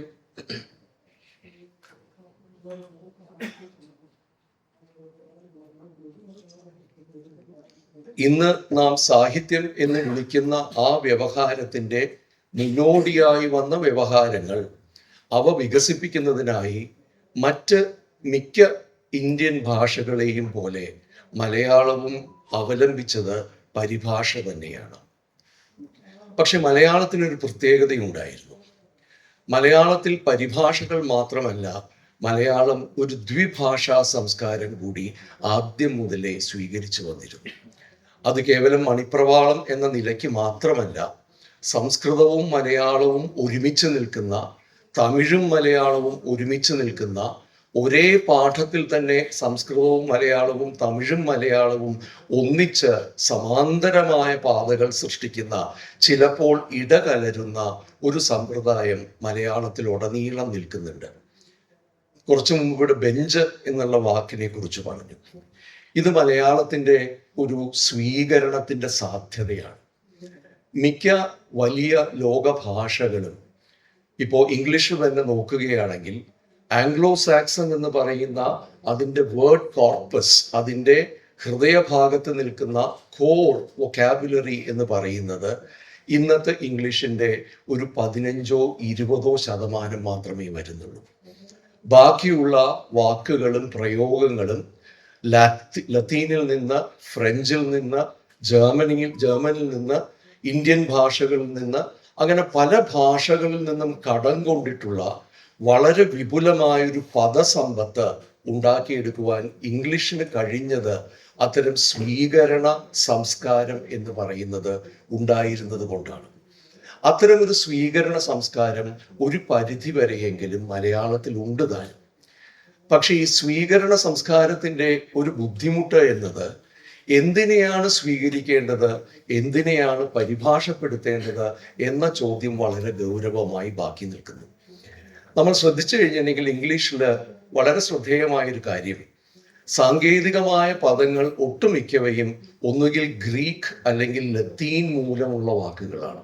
ഇപ്പോൾ ടെക്നോളജി എന്നുള്ള വാക്ക് തന്നെ ടെക്നോസ് എന്ന് പറയുന്ന ഒരു ലത്തീൻ പദത്തിൽ നിന്ന്, അല്ലെങ്കിൽ ഒരുവിധം നമ്മൾ സാഹിത്യ സംബന്ധിയോ ശാസ്ത്ര സംബന്ധിയോ സാമൂഹ്യ ശാസ്ത്ര സംബന്ധിയോ ആയിട്ടുള്ള സാങ്കേതിക പദങ്ങൾ ഒട്ടുമിക്കവയും ലത്തീൻ ഗ്രീക്ക് മൂലത്തിൽ നിന്നും ചെറിയ വ്യതിയാനങ്ങളിലൂടെ ഉള്ള അഡാപ്റ്റേഷൻസ് ആണ് എന്ന് കാണാൻ കഴിയുന്നുണ്ട്. അവിടെ ഒരു പ്രത്യേക തരത്തിലുള്ള സാധൂകരണമാണ് അവിടെ ശ്രമിക്കുന്നത്.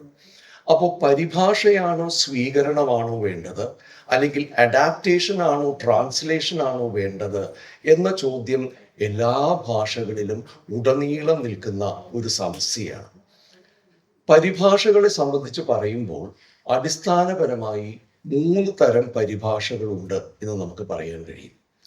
ഒന്നാമത്തത് സാഹിത്യ വ്യവഹാരങ്ങളുടെ പരിഭാഷകൾ, കവിത, ആഖ്യാനങ്ങള്, നോവല്, അവതരണങ്ങള്, ഇത്തരത്തിലുള്ള സാഹിത്യ വ്യവഹാരങ്ങളെ ഒരു ഭാഷയിൽ നിന്നും മറ്റൊരു ഭാഷയിലേക്ക് സർഗാത്മകമായി പരിഭാഷപ്പെടുത്തുന്ന ഒരു രീതി. ആ സർഗാത്മക പരിഭാഷയിൽ ഒരുപക്ഷെ ഏറ്റവും പ്രധാനമായി വരുന്നത് മൂലകൃതിയുടെ അല്ലെങ്കിൽ മൂലഭാഷയുടെ ഘടനയോ പദരീതികളോ പദസംഘാടനമോ കൂടുതൽ പ്രധാനമാകാതെ അതിൻ്റെ ഒരു ഭാവുകത്വവും ആശയവും അതിൻ്റെ ഒരു വൈകാരികമായ അനുഭവവും മറ്റൊരു ഭാഷയിൽ പുനഃസൃഷ്ടിക്കുവാൻ കഴിയുമോ എന്ന വളരെ ഗൗരവമായ ചോദ്യമാണ്. അവിടെ കൃത്യതയല്ല പ്രധാനം, അല്ലെങ്കിൽ ആക്യുറസി എന്ന് നമ്മൾ ഇംഗ്ലീഷിൽ വിളിക്കുന്ന ആ സംഗതിയല്ല പ്രധാനം. മറിച്ച് വൈയക്തികമെന്നോ സബ്ജക്റ്റീവ് എന്നോ വിളിക്കാവുന്ന ഒരു അനുഭവത്തെ പുനഃസൃഷ്ടിക്കുമ്പോൾ tonight I can write the saddest lines എന്ന് പാബ്ലോ നെരൂദ എഴുതുന്നത് കഴിയുമീ രാവനിക്ക് ഏറ്റവും ദുഃഖഭരിതമായ വരികൾ എഴുതുവാൻ എന്ന് പരിഭാഷപ്പെടുത്തുമ്പോൾ അത് tonight I can write the saddest ലൈൻസിന്റെ കൃത്യമായ പരിഭാഷയല്ല, മറിച്ച് മലയാള കവിതയുടെ സവിശേഷമായ ഒരു പദസംഘാടനത്തിന്റെ സവിശേഷമായ ഒരു ഭാഷാ രീതിക്കകത്ത് നിന്നുകൊണ്ട് അതേ അനുഭവത്തെ പുനഃസൃഷ്ടിക്കുവാനുള്ള ഒരു ശ്രമമായിട്ട് അത് മാറുന്നു. പക്ഷേ സൈദ്ധാന്തിക പരിഭാഷകൾ എന്നത് അത് ശാസ്ത്രത്തിലാവട്ടെ സാമൂഹ്യ ശാസ്ത്രത്തിലാവട്ടെ അല്ലെങ്കിൽ ഭാഷാ വിഷയങ്ങൾ പ്രത്യേകിച്ച് ഭാഷാശാസ്ത്രവുമായി ബന്ധപ്പെട്ടിട്ടുള്ള പരിഭാഷകൾ വരുമ്പോൾ അതിനകത്ത് മറ്റ് ചില വലിയ കുഴികൾ നമ്മളെ കാത്തു നിൽക്കുന്നുണ്ട്. ഒന്നാമത്തെ പ്രശ്നം എന്നത് ഇത്തരം സിദ്ധാന്തങ്ങളൊക്കെ വലിയൊരളവോളം തത്വചിന്തയുമായി ഗൗരവമായി ബന്ധപ്പെട്ട് നിൽക്കുന്നു എന്നതാണ് ഫിലോസഫി. കാരണം പലപ്പോഴും ഈ സിദ്ധാന്തങ്ങളൊക്കെ തന്നെ അത് സിദ്ധാന്തം എന്ന പേര് വരുന്നതിന് മുൻപുള്ള സൈദ്ധാന്തികമായ വ്യവഹാരങ്ങൾ പോലും അതത് കാലത്തെ തത്വചിന്താപരമായ ചില സ്കൂളുകളുടെ പ്രസ്ഥാനങ്ങളുടെ ആശയങ്ങളുടെ ഒക്കെ സ്വാധീനത്തിൽ രൂപപ്പെട്ടതും ആ ആശയങ്ങളെ മറ്റുള്ള മേഖലകളിലേക്ക് സംക്രമിപ്പിക്കുവാനുള്ള ശ്രമവുമാണ് എന്ന് നമുക്ക് കാണാൻ കഴിയും. അപ്പൊ അതുകൊണ്ട് ഈ ഒരു കൃതി ഒരു പ്രത്യേക സൈദ്ധാന്തിക കൃതി പരിഭാഷപ്പെടുത്തുക അല്ലെങ്കിൽ അത് മനസ്സിലാക്കുക എന്ന് പറയുമ്പോൾ തന്നെ അതിനകത്ത് കേവലം ആ ഒരു പാഠം മാത്രമായി മനസ്സിലാക്കാൻ കഴിയില്ല എന്നും അതുമായി ബന്ധപ്പെട്ട് നിൽക്കുന്ന വലിയൊരു സംസ്കാരത്തെ മനസ്സിലാക്കുന്നതിൻ്റെ ഭാഗമായി മാത്രമേ അതിനെ മനസ്സിലാക്കാൻ കഴിയൂ എന്നും ആദ്യമായി നമുക്ക് മനസ്സിലാക്കേണ്ടി വരും. എന്നാൽ മാത്രമേ ഒരു സിദ്ധാന്തത്തിനെ സമീപിക്കുവാൻ നമുക്ക് കഴിയുകയുള്ളൂ. മൂന്നാമത്തെ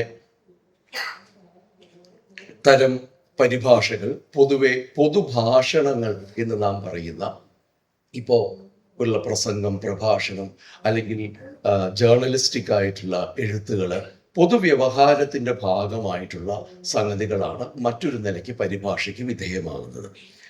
പൊതുവ്യവഹാരങ്ങളുടെ കാര്യം വരുമ്പോൾ അവിടെ അടിസ്ഥാനപരമായി ആ വ്യവഹാരത്തിലെ ആശയം, വലിയ കൃത്യതയല്ല അവിടെ പ്രധാനം, ആകത്തുകയായിട്ടുള്ള ആശയം സംവേദനം ചെയ്യുക എന്നൊരു ഉദ്ദേശത്തോടു കൂടി അത് ചെയ്യപ്പെടുന്നു.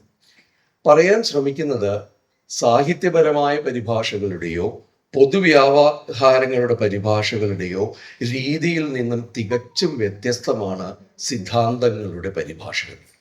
ആ സിദ്ധാന്തങ്ങൾ എന്ന് പറയുന്നത് ഇന്നത്തെ നമ്മുടെ സാംസ്കാരികവും സാഹിത്യപരവും സാമൂഹ്യശാസ്ത്രപരവുമായ വ്യവഹാരങ്ങളിൽ വളരെ പ്രധാനപ്പെട്ട ഒരു ഡൈമെൻഷൻ, അത്തരം ഒരു ഘടകം ആയി മാറിയത് കൊണ്ട് ഒരു പക്ഷേ നമ്മുടെ സംഭാഷണങ്ങളൊക്കെ തന്നെ, എഴുത്തുകളൊക്കെ തന്നെ സിദ്ധാന്തത്തിൻ്റെ ഭാരം കൊണ്ട് അല്ലെങ്കിൽ സിദ്ധാന്തം ഉൾപ്പെടുത്തേണ്ടതിൻ്റെ ഭാരം കൊണ്ട് വളരെയധികം ബുദ്ധിമുട്ടുന്ന ഒരു സാഹചര്യത്തിൽ സിദ്ധാന്തത്തിൻ്റെ പരിഭാഷ എങ്ങനെ ചെയ്യാം എന്നത് വളരെ പ്രധാനമാണ്.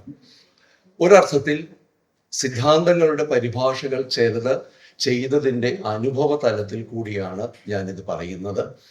ഇന്ന് മലയാളത്തിൽ കണ്ടുവരുന്ന കഴിഞ്ഞ ഒരു 30-40 അതിലധികമോ വർഷമായി ഉണ്ടായിട്ടുള്ള പരിഭാഷകളുടെ പഠനത്തിൻ്റെയും അടിസ്ഥാനത്തിലാണ് ഇനി ഞാൻ പറയാൻ ശ്രമിക്കുന്ന കാര്യം. ആദ്യത്തെ ഘടകമായി സിദ്ധാന്തങ്ങളെ മനസ്സിലാക്കുന്നതിൽ തന്നെ അടിസ്ഥാനപരമായി 3 ഘടകങ്ങൾ വരുന്നുണ്ട്. എങ്ങനെയാണ് ഒരു സിദ്ധാന്തത്തെ മനസ്സിലാക്കുക? ഒരു തിയറി, ഇപ്പോൾ ഡെറിഡയുടെ ഡീകൺസ്ട്രക്ഷൻ്റെ തിയറി, അല്ലെങ്കിൽ സോഷ്യൂറിൻ്റെ സ്ട്രക്ചറലിസ്റ്റ് തിയറി, അല്ലെങ്കിൽ ലെവി സ്ട്രോസിൻ്റെ സ്ട്രക്ചറലിസ്റ്റ് ആന്ത്രപ്പോളജിയുടെ തിയറി. ഞാൻ കൃത്യമായി പാശ്ചാത്യ ഉദാഹരണങ്ങൾ തന്നെയാണ് എടുക്കുന്നത്. കാരണം അതാണ് ഒരു നിലയ്ക്ക് ഇന്നത്തെ ഏറ്റവും വലിയ സമസ്യയായി നിൽക്കുകയും ചെയ്യുന്നത്. ഇത്തരമൊരു സിദ്ധാന്തം പരിഭാഷപ്പെടുത്തുന്നതിന് മുൻപ് ഞാൻ നേരത്തെ സൂചിപ്പിച്ച പോലെ അവയെ കൃത്യതയോടെ മനസ്സിലാക്കുന്നതിൻ്റെ ഫലമായി മാത്രമേ ഒരു പരിഭാഷ ഉദ്യമം ആരംഭിക്കുവാൻ പോലും കഴിയുകയുള്ളൂ. പലപ്പോഴും കാണുന്നത് മറിച്ച് ഒരു ടെക്സ്റ്റ് എടുത്തു വെച്ച് മറ്റേതെങ്കിലും ടെക്സ്റ്റ് പരിഭാഷപ്പെടുത്തുന്ന പോലെ സൈദ്ധാന്തികമായ ഒരു ടെക്സ്റ്റ് പരിഭാഷപ്പെടുത്തുന്ന വളരെ ഉടന്തടിയായിട്ടുള്ള ഒരു പ്രവൃത്തിയായിട്ട് അത് മാറുന്ന ഘട്ടത്തിലാണ് ഈ ഒരു മുന്നറിയിപ്പ് പോലെ ഞാനിത് പറയുന്നത്. ഒന്നാമത്തെ നിലയ്ക്ക് എന്താണ് ആ സിദ്ധാന്തത്തിൻ്റെ പരിസരം എന്ന് മനസ്സിലാക്കേണ്ടി വരും. ഒരു സിദ്ധാന്തം ഉടലെടുക്കുന്ന പൊതുവായ ബൗദ്ധികവും സാംസ്കാരികവും വ്യാവഹാരികവുമായ ഒരു ഇടമുണ്ടാവും. ഒരു സ്പേസ് എന്ന് പറയട്ടെ, ഒരു പ്രത്യേക തരത്തിലുള്ള ഇടം. ആ ഇടം അതൊരു പ്രദേശത്തിൻ്റെ ഇടമാണ്, അതൊരു ഭാഷയുടെ ഇടമാണ്, ചരിത്രപരമായ ഇടമാണ്, സാമൂഹികമായ ഇടമാണ്, രാഷ്ട്രീയപരമായ ഇടമാണ്. ഇതെല്ലാം ചേർന്ന് തീർക്കുന്ന ഒരു കോണ്ടെക്സ്റ്റ് അല്ലെങ്കിൽ ഒരു പരിസരത്തിനകത്താണ് ഒരു സിദ്ധാന്തം ഉടലെടുക്കുന്നത്. തലനാരിഴ കീറി പരിശോധിക്കുകയാണെങ്കിൽ ഇവയുടെ എല്ലാ മുദ്രണങ്ങൾ ആ സിദ്ധാന്തത്തിനകത്തുണ്ട് എന്ന് നമുക്ക് കാണാൻ കഴിയും. അത് ചിലപ്പോൾ കേവലം ആനുഷംഗികമായി വരുന്ന അല്ലെങ്കിൽ പരോക്ഷമായി വരുന്ന ഒരു പ്രതിപാദനമോ ഒരു സജഷനോ അല്ലെങ്കിൽ ഒരു റെഫറൻസോ ആയിരിക്കാം.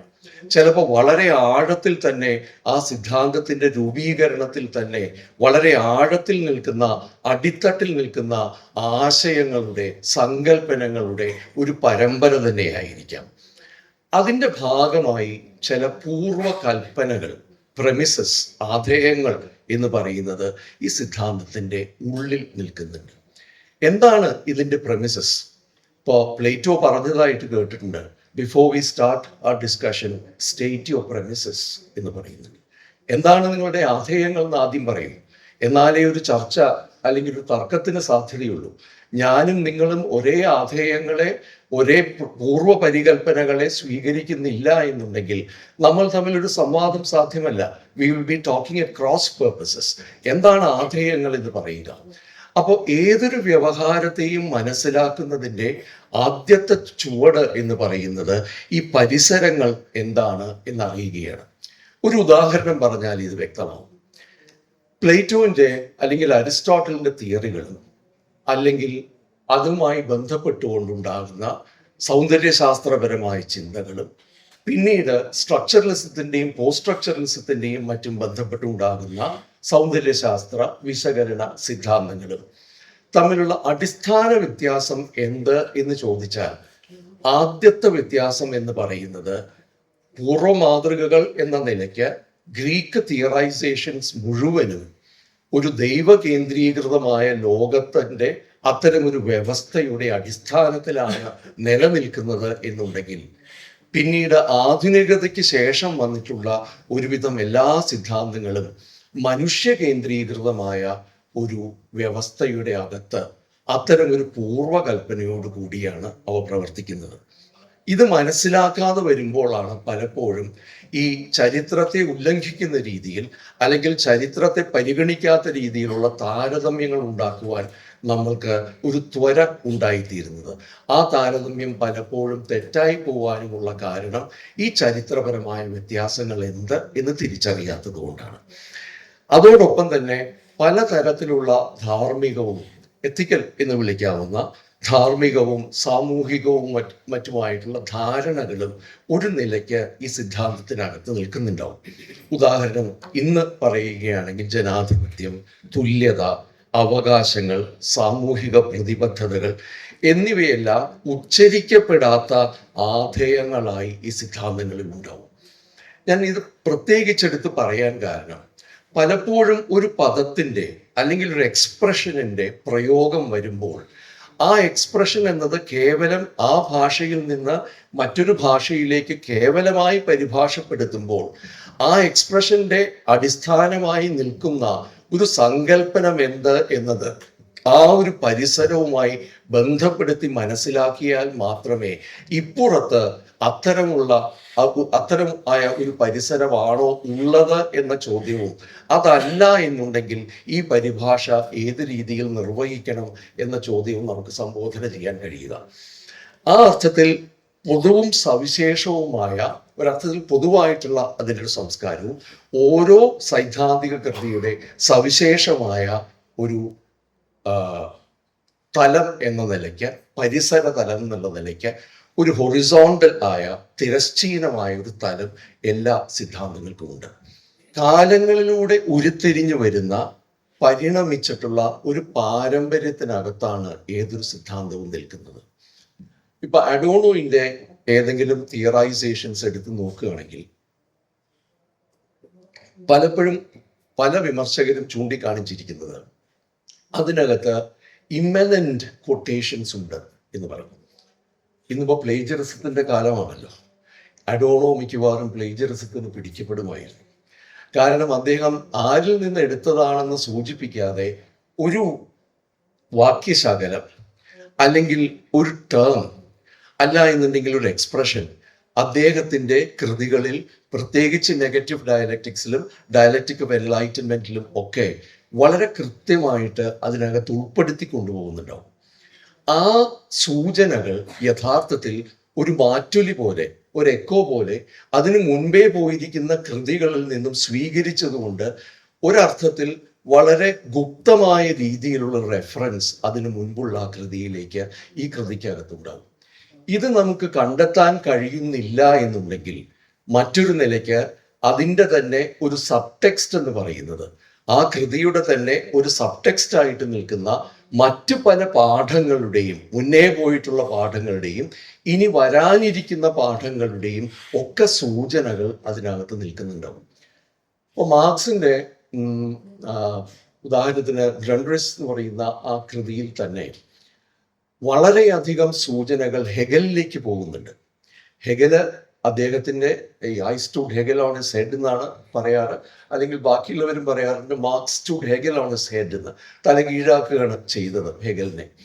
പക്ഷെ തല കീഴാക്കിന് മാത്രമല്ല, ഹെഗലിൻ്റെ ചിന്തയെ ഏതെല്ലാമോ വിധത്തിൽ കൃത്യമായ പരാമർശങ്ങളിലൂടെ അല്ലാതെ തന്നെ ഹെഗലിൻ്റെ ചിന്തയെ ഉള്ളിൽ സ്വാംശീകരിച്ചതിൻ്റെ വളരെ സട്ടിലായിട്ടുള്ള വളരെ ചെറിയ ചെറിയ സൂചനകൾ അദ്ദേഹത്തിൻ്റെ കൃതികളുണ്ടാവും. ആ സൂചനകൾ മനസ്സിലാക്കുന്ന ഒരു അവസരത്തിൽ, സന്ദർഭത്തിലാണ് ശരിക്ക് നമുക്ക് മാർക്സിനെ മനസ്സിലായി എന്ന് പറയാൻ കഴിയുക, അല്ലെങ്കിൽ അഡോണോയിനെ മനസ്സിലായി എന്ന് പറയാൻ കഴിയുക. സാഹിത്യകൃതികളിലും ഇത് വളരെ സാധ്യതയുള്ളതാണ്. മിൽട്ടന്റെ ലിസിഡസ് പോലെയുള്ള ഒരു കവിത നാം സൂക്ഷിച്ചു വായിക്കുകയാണെങ്കിൽ അതിനകത്ത് സൈറ്റേഷൻസ് പോലെ തന്നെ, അല്ലെങ്കിൽ അനാലജീസ് എന്നുള്ള നിലയ്ക്ക് മുന്നേ പോയിട്ടുള്ള അനേകം പാസ്റ്ററൽ എലജികളുടെ, അനേകം വിലാപ കാവ്യങ്ങളുടെ ചെറിയ ചെറിയ അംശങ്ങൾ അതിനകത്ത് മാറ്റൊലി പോലെ, അല്ലെങ്കിൽ അതിനകത്ത് നിൽക്കുന്ന ഗുപ്തമായ സൂചനകൾ പോലെ നമുക്ക് കാണാൻ കഴിയും. മാത്രമല്ല പുരാണങ്ങളിലേക്കുള്ള സൂചനകളും ലിസിഡസിൽ കാണാൻ കഴിയും. സാഹിത്യപരമായ അത്തരം സൂചനകൾക്കപ്പുറം പോകും വിധം സിദ്ധാന്തത്തിനകത്ത് കൃത്യമായ ചില ചിന്തകളുടെ, ചില ആശയങ്ങളുടെ സൂചനകൾ പറയാതെ പറയുന്ന ഈ ഒരു സ്വഭാവം സിദ്ധാന്ത ഗ്രന്ഥങ്ങൾക്കുണ്ട് എന്ന് കൃത്യമായി അറിയേണ്ടി വരും. മൂന്നാമത്തെ ഒരു വിഷയം എന്നത് സിദ്ധാന്തങ്ങൾ തമ്മിലുള്ള സംവാദങ്ങളാണ്.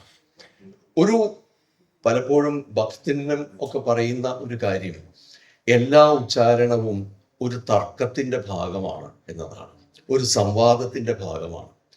ഒരു ചോദ്യം ചോദിച്ചതോ ചോദിക്കപ്പെടാത്തതോ ആയ ഒരു ചോദ്യത്തിന് ഉത്തരമായാണ് നാം ഒരു കാര്യം പറയുന്നത്. നാം ഒന്ന് പറയുമ്പോൾ അത് മറ്റൊരു ചോദ്യത്തെ പ്രതീക്ഷിക്കുകയും ചെയ്യുന്നുണ്ട്. We are almost always in a dialogue. നമ്മളൊരു സംവാദത്തിലാണ് ഏർപ്പെട്ടുകൊണ്ടിരിക്കുന്നത്. ഇപ്പോൾ പകലാണ് എന്ന് ഞാൻ പറയുമ്പോൾ സ്വാഭാവികമായിട്ടും പകലാണ് എന്ന് പറഞ്ഞ് നിങ്ങൾക്ക് പോകാം. പക്ഷെ എന്തുകൊണ്ടാണ് ഇപ്പോൾ പകലാണ് എന്ന് ഞാൻ പറയുന്നത് എന്ന ചോദ്യത്തിലേക്ക് പോയാൽ അതിനു മുന്നേ പറഞ്ഞതോ ഇവിടെ പറയാൻ സാധ്യതയുള്ളതോ ആയ ഒരു കാര്യത്തിൻ്റെ സൂചന അതിനകത്തുണ്ട് എന്നും, ആ ഒരു വാക്യം തന്നെ വലിയൊരു സംവാദത്തിൻ്റെ ഭാഗമാണെന്നും മനസ്സിലാക്കേണ്ടി വരും.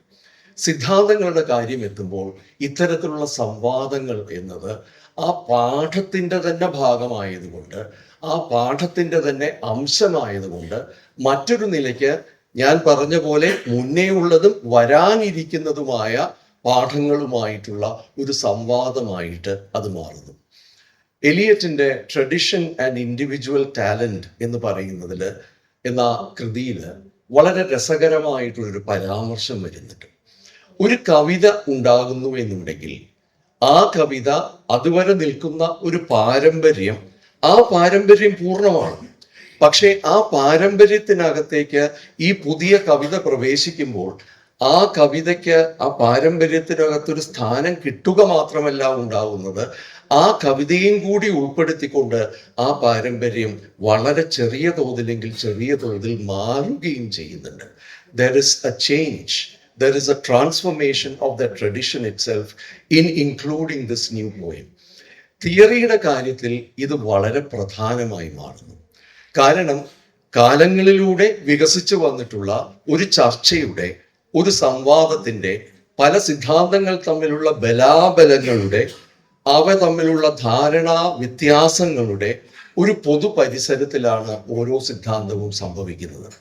ഉദാഹരണത്തിന് ഇപ്പൊ ഡെറിഡയുടെ തന്നെ ആ തിയറൈസേഷൻസ് നോക്കുകയാണെങ്കിൽ അടിസ്ഥാനപരമായി ഒരു ഭാഷ എന്ന് പറയുന്നത് സിഗ്നിഫൈഡ് തമ്മിലുള്ള ബന്ധത്തിലൂടെയാണ് ഉണ്ടാകുന്നത് എന്നുണ്ടെങ്കിൽ, ആ സിഗ്നിഫൈഡും തമ്മിലുള്ള ബന്ധം എന്നത് ഒരു ദ്വിമാന സ്വഭാവമുള്ള, അന്യോന്യ ബന്ധമുള്ള, അതിൽ തന്നെ അവസാനിക്കുന്ന ഒന്നായി സോഷുവർ സൂചിപ്പിച്ചു എന്നുണ്ടെങ്കിൽ, ഡെറിഡ അതിനെ തുറന്നു കൊടുക്കുകയും അത് കൃത്യമായി സ്റ്റോപ്പ് ചെയ്യാൻ പറ്റാത്ത, നിർത്താൻ കഴിയാത്ത, ഒരിക്കലും അവസാനിക്കാത്ത രീതിയിലുള്ള ഒരു സൂചനാതലത്തിലേക്ക് തുറക്കുന്നു എന്ന് പറയുമ്പോൾ അവിടെ സോഷുവറിന്റെ വിമർശനമാണ് ഡെറിഡയിൽ ഉണ്ടാകുന്നത്. സോഷുവർ എന്താണ് പറഞ്ഞത് എന്നറിയാതെ സോഷുവറിന്റെ സിദ്ധാന്തത്തിന്റെ ദൗർബല്യം എന്തായിരുന്നു എന്ന് ഡെറിഡ പറയുന്നത് നമുക്ക് മനസ്സിലാക്കാൻ ബുദ്ധിമുട്ടുണ്ടാവും. ഇതാണ് ഇതിന്റെ അടിസ്ഥാനപരമായ കാര്യം. ഞാൻ ഉദ്ദേശിച്ചത് ഇത്രയേ ഉള്ളൂ. ഒരു സിദ്ധാന്ത കൃതി, അത് ഏത് സിദ്ധാന്ത കൃതിയാണെങ്കിലും അതിനെ സ്ഥാനപ്പെടുത്തേണ്ടി വരും. ആ സ്ഥാനപ്പെടുത്തൽ അതത് കാലത്തെ ഒരു തിരശ്ചീനമായ തലത്തിൽ നിൽക്കുന്ന മറ്റു വ്യവഹാരങ്ങളുമായുള്ള ബന്ധവും മറ്റൊരു നിലയ്ക്ക് ലംബമാനമായി നിൽക്കുന്ന ഒരു പാരമ്പര്യത്തിനകത്തുള്ള വ്യവഹാരങ്ങളുമായിട്ടുള്ള സംവാദവും, മൂന്നാമത് ഇതിനകത്ത് തന്നെ മറ്റ് സിദ്ധാന്തങ്ങളുമായുള്ള തർക്കങ്ങളും വാദങ്ങളും കൂടി ഈ ഒരു സിദ്ധാന്തത്തിന്റെ ഭാഗമായി വരുന്നു. ഇവിടെയാണ് സിദ്ധാന്തത്തിന്റെ പരിഭാഷകൾ എങ്ങനെ നിർവഹിക്കപ്പെടുന്നു, അതിനുള്ള പ്രശ്നങ്ങൾ എന്താണ് എന്ന് നോക്കേണ്ടി വരുന്നത്. ആദ്യമായി പറയേണ്ട ഒരു കാര്യം, ഒരു പരിഭാഷയും ശൂന്യമായ ഒരിടത്തേക്കല്ല നടക്കുന്നത്. ഇംഗ്ലീഷിൽ നിന്ന് ഒരു കൃതി മലയാളത്തിലേക്ക് പരിഭാഷപ്പെടുത്തുമ്പോൾ മലയാളം എന്നത് ഒരു ടാബുല റാസയല്ല, ഒഴിഞ്ഞ ഒരു പലകയല്ല, എഴുതപ്പെടാത്ത ഒരു ബോർഡല്ല. അവിടെ എപ്പോഴും അതിനു മുന്നേ തന്നെ എഴുതപ്പെട്ട മുദ്രണങ്ങളും ലിഖിതങ്ങളും ഉണ്ട്. അതിനകത്തേക്കാണ് ഇത് പ്രവേശിക്കുന്നത്. ഇത് പ്രവേശിക്കുമ്പോൾ ഒരു വാക്ക് നമ്മൾ ഉപയോഗിക്കുകയാണെങ്കിൽ ആ വാക്ക് എന്നത് ഇതിൻ്റെ പരിഭാഷയായി ഉപയോഗിക്കുമ്പോൾ തന്നെ ഇവിടെ ആ വാക്ക് അതിനു മുൻപ് എങ്ങനെ പ്രയോഗിക്കപ്പെട്ടു എന്ന ചോദ്യം ഉടലെടുക്കുന്നു. അത് ആദ്യമായി പ്രയോഗിക്കപ്പെടുകയല്ല എന്നും ആ വാക്കിന് ഇതിനു മുന്നേ നിൽക്കുന്ന ചില അർത്ഥസങ്കല്പനങ്ങളും അർത്ഥപ്രതീക്ഷകളും ഉണ്ട് എന്നും ആ അർത്ഥപ്രതീക്ഷകൾ ഈ വാക്ക് ഈ വിധത്തിൽ പരിഭാഷപ്പെടുത്തിയാൽ ഇതിനകത്ത് ഒരു ഇടപെടലായി, ഒരു തടസ്സമായി മാറുമോ എന്ന ചോദ്യവും വരുന്നു. അതുകൊണ്ടാണ് ഇറ്റ്സ് ഓൾവേസ് ഓൾറെഡി ഇൻഹാബിറ്റഡ് എന്ന് പറയുന്നത്. ചിന്താമണ്ഡലം എന്ന് പറയുന്നത്, സാംസ്കാരിക മണ്ഡലം എന്നത് ശൂന്യമായൊരു പ്രദേശമല്ല. അവിടെ അതിനു മുൻപേ തന്നെ നിലനിൽക്കുന്ന ചിന്തകളും ആശയങ്ങളും അതിനു മുൻപേ തന്നെ നിലനിൽക്കുന്ന വ്യവഹാരങ്ങളുമുണ്ട്. അങ്ങനെ അധിവസിക്കപ്പെടുന്ന ഒരു ഭൂമികയിലേക്ക് ഈ പരിഭാഷ നടത്തുമ്പോൾ മേൽ സൂചിപ്പിച്ച 3 ഘടകങ്ങളും മൂലഭാഷയുടെ തലത്തിൽ മാത്രമല്ല ലക്ഷ്യഭാഷയുടെ തലത്തിലും അതുണ്ടായിത്തീരും. ഞാൻ പറയുന്നത് വ്യക്തമാവുന്നു എന്ന് ഞാൻ പ്രതീക്ഷിക്കുന്നു. കൂടുതൽ സാങ്കേതികമാവുന്നുണ്ടോ? ആരും പരിഭാഷയാവുമ്പോൾ കുറച്ച് സാങ്കേതികമാവാതെ നിവൃത്തിയില്ല. ഞാൻ അക്കാദമികമായിട്ട് തന്നെ സംസാരിക്കുക, പ്രത്യേകിച്ച് ബെഞ്ചമിൻ ബെയ്ലിയുടെ ഒരു ചെയറിൽ സംസാരിക്കുമ്പോൾ ലളിതവൽക്കരിക്കുകയല്ല വേണ്ടത് എന്ന പൂർണ്ണ ബോധ്യമുള്ളത് കൊണ്ടാണ്. അപ്പോൾ പരിഭാഷയിൽ മൂലഭാഷയിലുള്ള പരിസരം, പാരമ്പര്യം, സംവാദം എന്ന് പറയുന്ന ഈ 3 സംഗതികളും ലക്ഷ്യഭാഷയിലും ഉണ്ടാവുന്നുണ്ട്. ഉദാഹരണത്തിന് ശാസ്ത്രം എന്നുള്ള വാക്ക് നിങ്ങൾ ആലോചിച്ച് നോക്കും.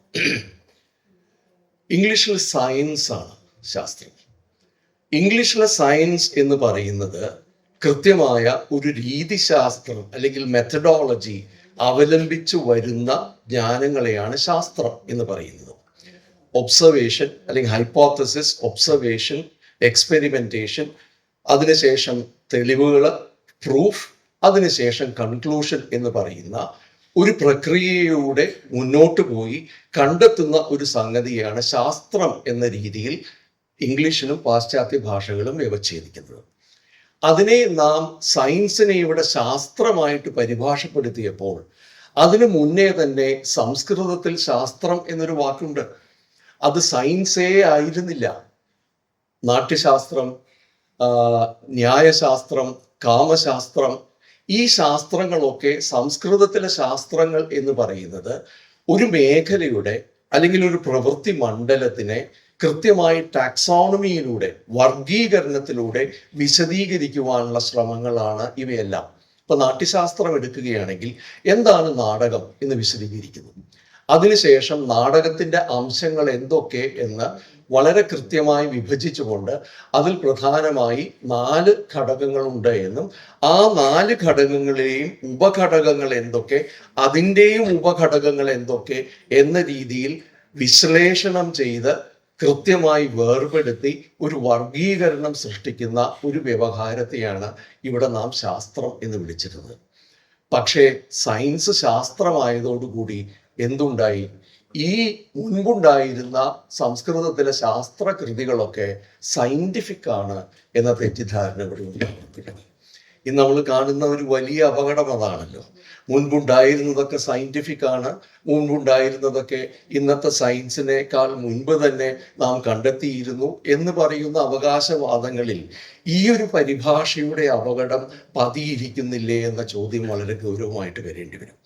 പറയാൻ ശ്രമിക്കുന്നത് ഇതാണ്: ഒരു വാക്ക് നാം മൂലഭാഷയിൽ നിന്നും മറ്റൊരു ഭാഷയിലേക്ക് പരിഭാഷപ്പെടുത്തുമ്പോൾ, ഒരു വാക്ക് പ്രയോഗിക്കുമ്പോൾ ആ വാക്കിന് ഇവിടെ ഒരു ചരിത്രമുണ്ട് എന്നും ഇവിടെ അതുമായി ബന്ധപ്പെട്ട് നിൽക്കുന്ന അർത്ഥസങ്കല്പനങ്ങളുടെ ഒരു പാരമ്പര്യമുണ്ട് എന്നും അതിൽ നിന്നും വിടുതൽ നേടിക്കുവാൻ ആ വാക്കിനെ നാം വിചാരിച്ചാൽ മാത്രം കഴിയില്ല എന്നും പലപ്പോഴും അതുകൊണ്ട് പുതിയ വാക്കുകളുടെ നിർമ്മിതി ആവശ്യമായി വരുന്നുവെന്നും ഇവിടെ വ്യക്തമാവുന്നു.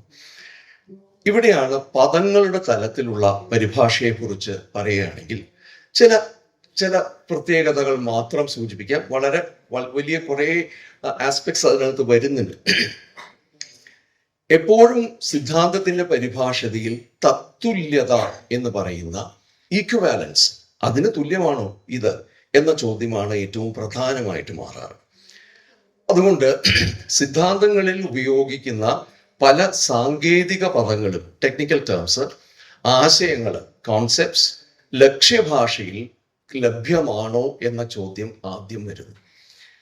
ഇത് ഞാൻ ഇങ്ങനെ പറയാൻ കാര്യം, പലപ്പോഴും സിദ്ധാന്തത്തിന്റെ പരിഭാഷ എന്നുള്ളത് ഒരു ടെക്സ്റ്റ് തുടക്കം മുതൽ ഒടുക്കം വരെ പരിഭാഷ ചെയ്യുന്ന രീതിയിൽ ഓരോ വാക്യം എടുത്തുള്ള പരിഭാഷയല്ല അതിനകത്ത് വേണ്ടി വരിക. മറിച്ച് ആ സൈദ്ധാന്തികമായ പാഠത്തിന്റെ ഏറ്റവും പ്രധാനപ്പെട്ട സംജ്ഞകൾ, സംവർഗങ്ങൾ എന്തൊക്കെയാണ്, അതിൻ്റെ ടേംസ് എന്തൊക്കെയാണ്, ആ ടേംസിനെ ഏത് വിധത്തിൽ പരിഭാഷപ്പെടുത്താം എന്ന ഗൗരവമായ മനനത്തിന് ശേഷം മാത്രമേ യഥാർത്ഥത്തിലുള്ള പരിഭാഷയിലേക്ക് പ്രവേശിക്കാൻ കഴിയുകയുള്ളൂ. ഇല്ല എന്നുണ്ടെങ്കിൽ ഒരു പൊതുവ്യവഹാരം പരിഭാഷപ്പെടുത്തുന്ന ലാഘവത്തോടെ സിദ്ധാന്തം പരിഭാഷപ്പെടുത്തിയാൽ ഇവിടെ അപ്പോൾ നിലനിൽക്കുന്ന പല അർത്ഥസൂചനകളുടെയും സമസ്യകളിൽപ്പെട്ട് ആ സിദ്ധാന്തം വേണ്ട പോലെ മനസ്സിലാക്കപ്പെടാതെ പോകും. മൂന്നാമത്തത് ഒരു കോണ്ടെക്സ്റ്റ് എന്നുള്ളതാണ്. എന്ത് തരത്തിലുള്ള, ഞാൻ നേരത്തെ സൂചിപ്പിച്ച പരിസരം എന്നതിനേക്കാൾ ഉപരിയായി ആ ഒരു പ്രത്യേക ടെക്സ്റ്റിൽ തന്നെ, പാഠത്തിൽ തന്നെ എന്ത് തരത്തിലുള്ള കോണ്ടെക്സ്റ്റിലാണ് ഈ ഒരു പ്രത്യേക പദം ഉപയോഗിക്കുന്നത്.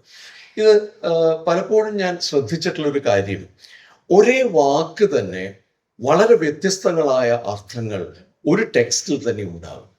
പക്ഷെ അത് പരിഭാഷപ്പെടുത്തുമ്പോൾ ആ കോണ്ടെക്സ്റ്റ്, ആ പ്രത്യേക സന്ദർഭം എന്ന് നോക്കിക്കൊണ്ട് വ്യത്യസ്തമായ പരിഭാഷകൾ കൊടുക്കാൻ നമുക്ക് കഴിയാറില്ല. ഒരു ഉദാഹരണം പറയാം. കമ്മ്യൂണിറ്റി, കമ്മ്യൂൺ എന്നുള്ള വാക്ക്, ഈ കമ്മ്യൂൺ എന്നുള്ള വാക്ക് പ്രത്യേകിച്ച് നെഗ്രിയുടെയും ഒക്കെ ഇന്നത്തെ സിദ്ധാന്തങ്ങളിൽ വളരെ പ്രധാനമായി മാറിയിട്ടുള്ള ഒന്നാണ്. നമ്മൾ അതിനെ സമൂഹമെന്നോ സമുദായമെന്നോ പലപ്പോഴും പരിഭാഷപ്പെടുത്തുന്നു. എന്താണ് യഥാർത്ഥത്തിൽ കമ്മ്യൂൺ എന്നുള്ള വാക്ക്, കമ്മ്യൂണിറ്റി എന്നുള്ള വാക്കിന്റെ മൂലം എന്താണ് എന്ന് ചോദിച്ചാൽ കോമൺസ് എന്ന് പറയുന്നൊരു വാക്കുണ്ട്. പണ്ട് കാലത്ത് എൻലൈറ്റൻമെന്റിന് മുൻപ്, ഇൻഡസ്ട്രിയലൈസേഷന് മുൻപ് യൂറോപ്പിൽ നിലനിന്നിരുന്ന ഫ്യൂഡൽ വ്യവസ്ഥയ്ക്കകത്ത് ചില പ്രദേശങ്ങൾ ആരുടെയും സ്വത്തല്ലാതെ എല്ലാവരുടെയും സ്വത്തായി, ഏതെങ്കിലും പ്രഭുവിന്റെ കീഴിലല്ലാതെ സാധാരണക്കാർക്ക്, തൊഴിലാളികൾക്ക്, പ്രത്യേകിച്ച് പാടങ്ങളിലും മറ്റ് വയലേലകളിലും ജോലി എടുക്കുന്ന തൊഴിലാളികൾക്ക് സ്വന്തം രീതിയിൽ കൃഷി നടത്താവുന്ന, സ്ക്രാച്ച് ക്യാൻ ബി എന്ന് എഡ്വേർഡ് തോംസൺ E.P. തോംസൺ വിളിക്കുന്ന രീതിയിൽ കൃഷി നടത്താവുന്ന ഒരു ഇടമായിരുന്നു ഈ കോമൺസ്. കോമൺസ് ആരുടെയുമല്ല, പക്ഷെ എല്ലാവരുടെയുമാണ്. ഈ എല്ലാവരുടെയുമാണ്, എല്ലാവർക്കും അവകാശമുണ്ട് എന്ന് പറയുന്ന ഈ കോമൺസ് ആണ് കമ്മ്യൂണിറ്റി എന്ന സങ്കല്പം ഉണ്ടാക്കുന്നത്. കാരണം അവിടെ തത്തുല്യതയുണ്ട്. മറ്റൊരു നിലയ്ക്ക് അവിടെ തുല്യതയുണ്ട്. വേറൊരു നിലയ്ക്കുള്ള ജനാധിപത്യമുണ്ട്. എല്ലാവർക്കും അന്യോന്യം ഉള്ള ചുമതലാബോധവും ഉത്തരവാദിത്വവും ഉണ്ട്. അല്ലാതെ ഏതെങ്കിലും ഒരു പ്രഭുവിന്റെ കീഴിലല്ല ആ കോമൺസ് എന്ന നിലയ്ക്ക്. അതാണ് കോമൺസ്, കമ്മ്യൂണിറ്റി അല്ലെങ്കിൽ കമ്മ്യൂൺ എന്ന രീതിയിൽ വരുന്നത്. അടുത്ത പദം ആലോചിക്കൂ, അടുത്തത് ഏതാ? കമ്മ്യൂണിസം. ഇതിൽ നിന്നാണ് വരുന്നത്. ഇതുകൊണ്ടാണ് ഒരു പക്ഷേ നെഗ്രി ചോദിക്കുന്നത്, is it possible to be communist without being Marxist എന്ന് ഒരു കൃതിയിൽ ചോദിക്കുന്നുണ്ട്. മാർക്സിസ്റ്റ് ആവാതെ തന്നെ, മാർക്സിസ്റ്റ് ചിന്തകൾ പിന്തുടരാതെ തന്നെ നിങ്ങൾക്ക് കമ്മ്യൂണിസ്റ്റ് ആകാൻ കഴിയുമോ? അവിടെ കമ്മ്യൂൺ എന്ന വാക്കിനർത്ഥം ഈ നമ്മൾ ഇന്ന് മനസ്സിലാക്കുന്ന കമ്മ്യൂണിസ്റ്റ് അല്ല, മറിച്ച് കോമൺ എന്ന വാക്കിന്റെ ഒരു ചരിത്രത്തിനകത്താണ് അത് നിഷ്പന്നമായി വരുന്നത്. ഇത്തരത്തിലൊരു വാക്ക് ഇവിടെ നമുക്ക് നിർമ്മിച്ചെടുക്കുമ്പോൾ സമുദായം എന്നതിനെ പരിഭാഷപ്പെടുത്തിയാൽ അതിൻ്റെ ഉള്ളിൽ നിൽക്കുന്ന വളരെ വിപുലമായ സൂചനകൾ പലതും നഷ്ടപ്പെടുകയും നമുക്ക് പരിചയമുള്ള ഒരു ജാതി സമുദായത്തിൻ്റെയോ ഒരു മത സമുദായത്തിൻ്റെയോ ഒരു പ്രാദേശിക സമുദായത്തിൻ്റെയോ സൂചനകളിലേക്ക് അത് വിലയിക്കുകയും ചെയ്യും. ഇതാണ് അതിലെ പ്രശ്നം. മൂന്നാമത്തത് സാംസ്കാരികപരമായ വ്യത്യാസങ്ങൾ. ഉദാഹരണം, ഇത് ഒരു തമാശയായിട്ട് പറയട്ടെ, പലപ്പോഴും പല സങ്കല്പങ്ങളും വളരെ സാംസ്കാരികമായി വേരുള്ളവയാണ്. കഥകളിയുടെ ആട്ടക്കഥകൾ ഇംഗ്ലീഷിലേക്ക് പരിഭാഷപ്പെടുത്തേണ്ട ഒരു ആവശ്യം വന്ന ഒരു സന്ദർഭത്തിൽ കോട്ടയത്തെക്കുറിച്ച് പരച്ചുപ്പുറം പറഞ്ഞു. കോട്ടയത്തിൻ്റെ മറ്റൊരു കഥ എന്താണ് എന്ന് വെച്ചാൽ, കോട്ടയം രാജാക്കന്മാർ, പഴശ്ശി രാജാക്കന്മാരുടെ ഒരു ശാഖ, ഒരു താവഴി ടിപ്പുവിൻ്റെ പടയോട്ടക്കാലത്തോ മറ്റോ ആണ് എന്ന് തോന്നുന്നു. അവിടെ നിന്നും പുറപ്പെട്ട് ഇവിടെ വന്ന് താമസമാക്കുകയും അപ്പോൾ സ്ഥലചലനം പോലെ തന്നെ സ്ഥാനചലനവും പേരിൻ്റെ നാമചലനവും ഉണ്ടാകുന്ന അടിസ്ഥാനത്തിൽ അവർ വന്നു താമസിച്ച സ്ഥലത്തെ കോട്ടയം എന്ന് വിളിക്കുകയും അത് പിന്നീട് വിപുലമായി ഇത് പ്രധാന കോട്ടയമായി എന്നും പറയപ്പെടുന്നുണ്ട്. അറിയില്ല, ഏതാണ് ശരിയെന്നറിയില്ല, ഓരോ ഊഹങ്ങളാണ്. പക്ഷെ കോട്ടയത്ത് തമ്പുരാന്റെ കാലകേയവധം എന്ന ഒരു ആട്ടക്കഥ ഇംഗ്ലീഷിലേക്ക് ട്രാൻസ്ലേറ്റ് ചെയ്യുമ്പോൾ ഇന്ദ്രനെ കാണാൻ പോയ അർജുനനെ കണ്ടു കഴിഞ്ഞപ്പോൾ ഇന്ദ്രൻ ബഹുമാനിച്ചുകൊണ്ട് അർത്ഥാസനം കൊടുത്തു. ആ വാക്ക് ശ്രദ്ധിക്കുക, അർത്ഥാസനം കൊടുത്തു. ഈ അർത്ഥാസനം എന്ന് പറഞ്ഞാൽ സിംഹാസനത്തിന്റെ പാതി ഇടം അർജുനന് കൊടുത്ത് അവിടെ ഇരിക്കാൻ ആവശ്യപ്പെടുകയും ആ അർത്ഥത്തിൽ അതൊരു ബഹുമതിയായി പരിഗണിക്കുകയാണ് ചെയ്യുന്നത്. How do you translate this into English? ഞാൻ ഗൗരവമായിട്ട് ചോദിക്കുക, how do you translate this into English? He gave him half his throne എന്ന് പറഞ്ഞാൽ മതിയാവോ? ഹാഫ് ഹിസ് സീറ്റ് എന്ന് പറഞ്ഞാൽ മതിയാവോ? അവിടെ ആസനം എന്നുള്ള ആ ഒരു സംസ്കൃത പദം ആസനസ്ഥനാവുക, ഇരിക്കുക, ബഹുമതിയോടെ ഇരിക്കുക എന്ന സൂചന കിട്ടാവുന്ന രീതിയിൽ നമുക്ക് ഇംഗ്ലീഷിലേക്ക് അതിനെ പരിഭാഷപ്പെടുത്താൻ കഴിയുമോ? ഇവിടെയാണ് സാംസ്കാരികമായ ലൊക്കേഷൻ എന്നത് ഏത് ഭാഷയിൽ ഏതൊരു തരം സ്വീകൃതമായിട്ടുള്ള അർത്ഥ ഡൊമെയിൻസ് ഓഫ് മീനിങ് എന്ന നിലയ്ക്ക് ആ മീനിങ്സിൻ്റെ അർത്ഥങ്ങളുടെ ഒരു വലിയ ശേഖരത്തിനകത്താണ് അത് നിൽക്കുന്നത് എന്നും അത് അപ്പടി പരിഭാഷപ്പെടുത്താൻ പലപ്പോഴും നമ്മൾക്ക് ബുദ്ധിമുട്ടുണ്ടാവുകയും ചെയ്യും എന്നും പറയുന്നത്. മറ്റൊരു വിഷയം എന്നത് ഈ സോഴ്സ് ലാംഗ്വേജിലെ, അതായത് സ്രോതസ്സായ ഭാഷയിലുള്ള പല പ്രയോഗങ്ങളും ലക്ഷ്യഭാഷയിലേക്ക് വരുമ്പോൾ അതിൽ സംശയങ്ങളോ അല്ലെങ്കിൽ അവ്യക്തതയോ ഉണ്ടാകുവാൻ, പ്രത്യേകിച്ച് ഇഡിയോമാറ്റിക് ആയിട്ടുള്ള വാക്കുകൾ. ഇപ്പോൾ ബെഡ് ഓഫ് റോസസ് എന്ന് പറയുന്നത് എങ്ങനെയാണ്? റോസാപ്പൂക്കളുടെ ഒരു കിടക്ക മനസ്സിലാവുമായിരിക്കാം. അതിൽ ചെറിയൊരു ഉദാഹരണം കൂടി പറയാം. ഈ ട്രാൻസ്ലേഷൻ്റെ മറ്റൊരു, അത് സിദ്ധാന്തത്തിൻ്റെ മാത്രമല്ല. ഇംഗ്ലണ്ടിലെ ഒരു സ്ത്രീ, കുട്ടി സ്കൂളിൽ പോകുന്നു, പരീക്ഷ പാസ്സാകുമോ എന്ന് സംശയമാണ്. അവസാനം പരീക്ഷ എഴുതി പാസ്സായി കഴിഞ്ഞാൽ അവർ പറയും, മൈ ഹാർട്ട് ഇസ് വാം എന്ന് പറയും.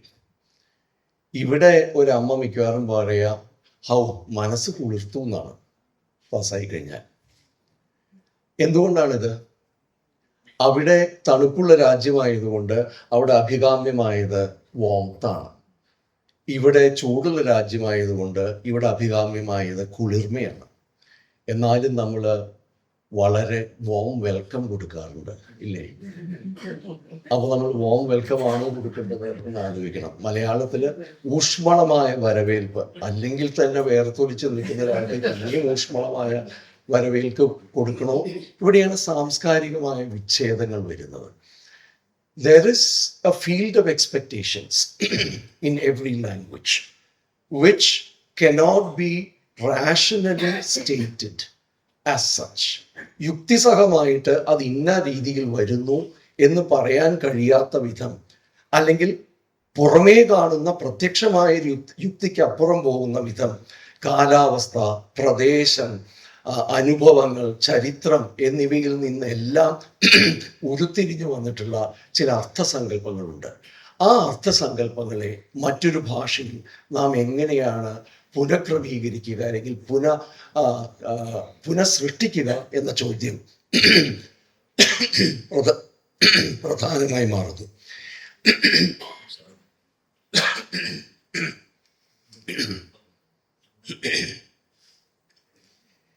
ഈ പദങ്ങളുടെ പരിഭാഷയിൽ അതുകൊണ്ട് തന്നെ ഏറ്റവും പ്രധാനമായി മാറുന്നത് പരിഭാഷകന്റെ അറിവും വൈദഗ്ധ്യവും തന്നെയാണ്. ഇതെത്ര ആണയിട്ട് പറയണം എന്ന് പറയാൻ നിവൃത്തിയില്ല. കാരണം ഒരു പരിഭാഷകന് ഒരു എഴുത്തുകാരനേക്കാൾ കൂടുതൽ അറിവ് വേണം എന്നുള്ളതാണ് വാസ്തവം.